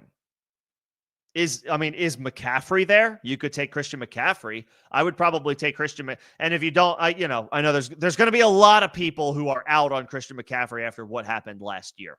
I am willing to swing for the fences. I'm not trying to hit a single. I'm trying to hit a home run. If I strike out, then I strike out. Christian McCaffrey is a swing for the fences. You could go him if he's available. But if not, it comes down to scoring. It comes down to a couple of things. It comes down to scoring, and then it comes down to rank the offenses. How comfortable, how good do you think the offenses are going to be? The Raiders are going to be a little bit better this year with Geno Smith at quarterback. With Houston, Nico Collins is probably headed for a clear-cut wide receiver 1 target share. So is Neighbors, but I guess the Texans offense might be better than the Giants. The Giants might have a better offensive line, actually. These are some offenses that have a lot of question marks. I would say if Christian McCaffrey is available, take him over all 3 of these guys. And then if it's full PPR or half PPR, I might go Nico, and my difference maker between Nico and Malik Neighbors is currently managing a turf toe injury.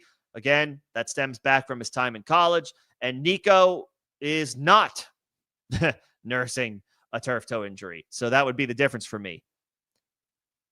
If it's standard scoring, maybe just go Genty.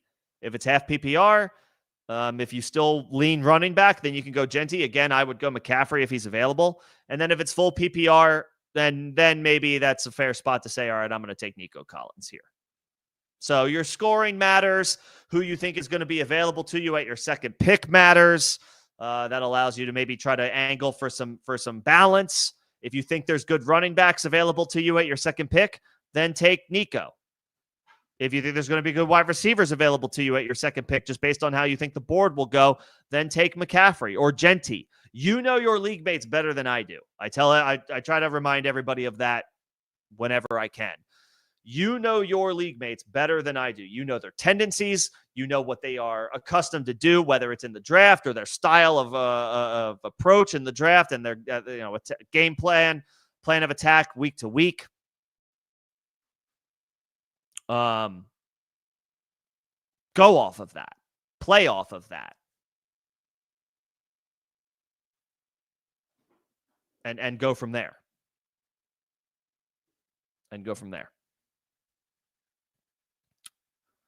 That's a hell of a buy-in for that's a hell of a buy-in. That's a big boy league buy-in right there. Yeah, I mean, you could go anywhere you want in half PPR. If McCaffrey's there, you can go McCaffrey. If you believe in him. I do. I personally do. If you don't, I'm not going to try to convince you why you should or shouldn't take him. But I would take McCaffrey over Genty. You could consider Nico Collins. Again, if you like the wide receivers in the first round and you think there's going to be a good running back available to you in the second, then take the wide receiver. If you think there's going to be good wide receivers available to you in the second round, then take the running back first. Again, this is for everybody, always. You know your league mates. If your draft has not happened yet, you know your league mates better than I do. Generally, a tiger doesn't change its stripes. Their tendencies, what they typically do, year over year, doesn't change. Like there's a league where I have the second pick. The guy who I have with the first pick, I already have an inkling or an idea of what he's going to do based on his past tendencies, what he has previously done in seasons past or in previous drafts. So, pick up on those things as you can, like over time. And that might help you mold your strategy more than you may think. But it depends on, depends on your personal preference as well. Genty should be an RB1 with 300 locked and loaded opportunities coming his way. Carries and targets. He's going to get them all. And then taking two wide receivers is not bad. If it's in full PPR. If it's half PPR, I'm less bullish on it. But if the best players, if in your, you're going to be looking at consensus rankings, expert rankings, you're going to have your own personal rankings, whether you write them out or not. You're going to have your own personal preference on certain players. You're going to feel a certain way about certain guys, maybe that are a little different from your league mates. If the pick to you in the moment that makes the most sense is a wide receiver, but you already took a wide receiver in the first round, take a wide receiver. Take the best player. Take the top player on your board.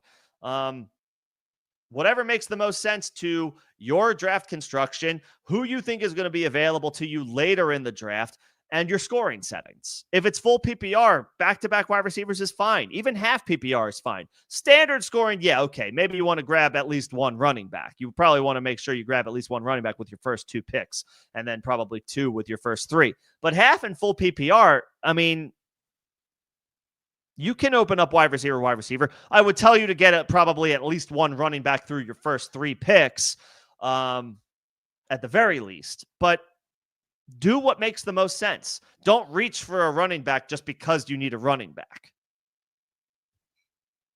Not that you're reaching for any one running back in the second round. There's good values there. But just do what makes the most sense based on who's available, your scoring, and your personal preferences / rankings.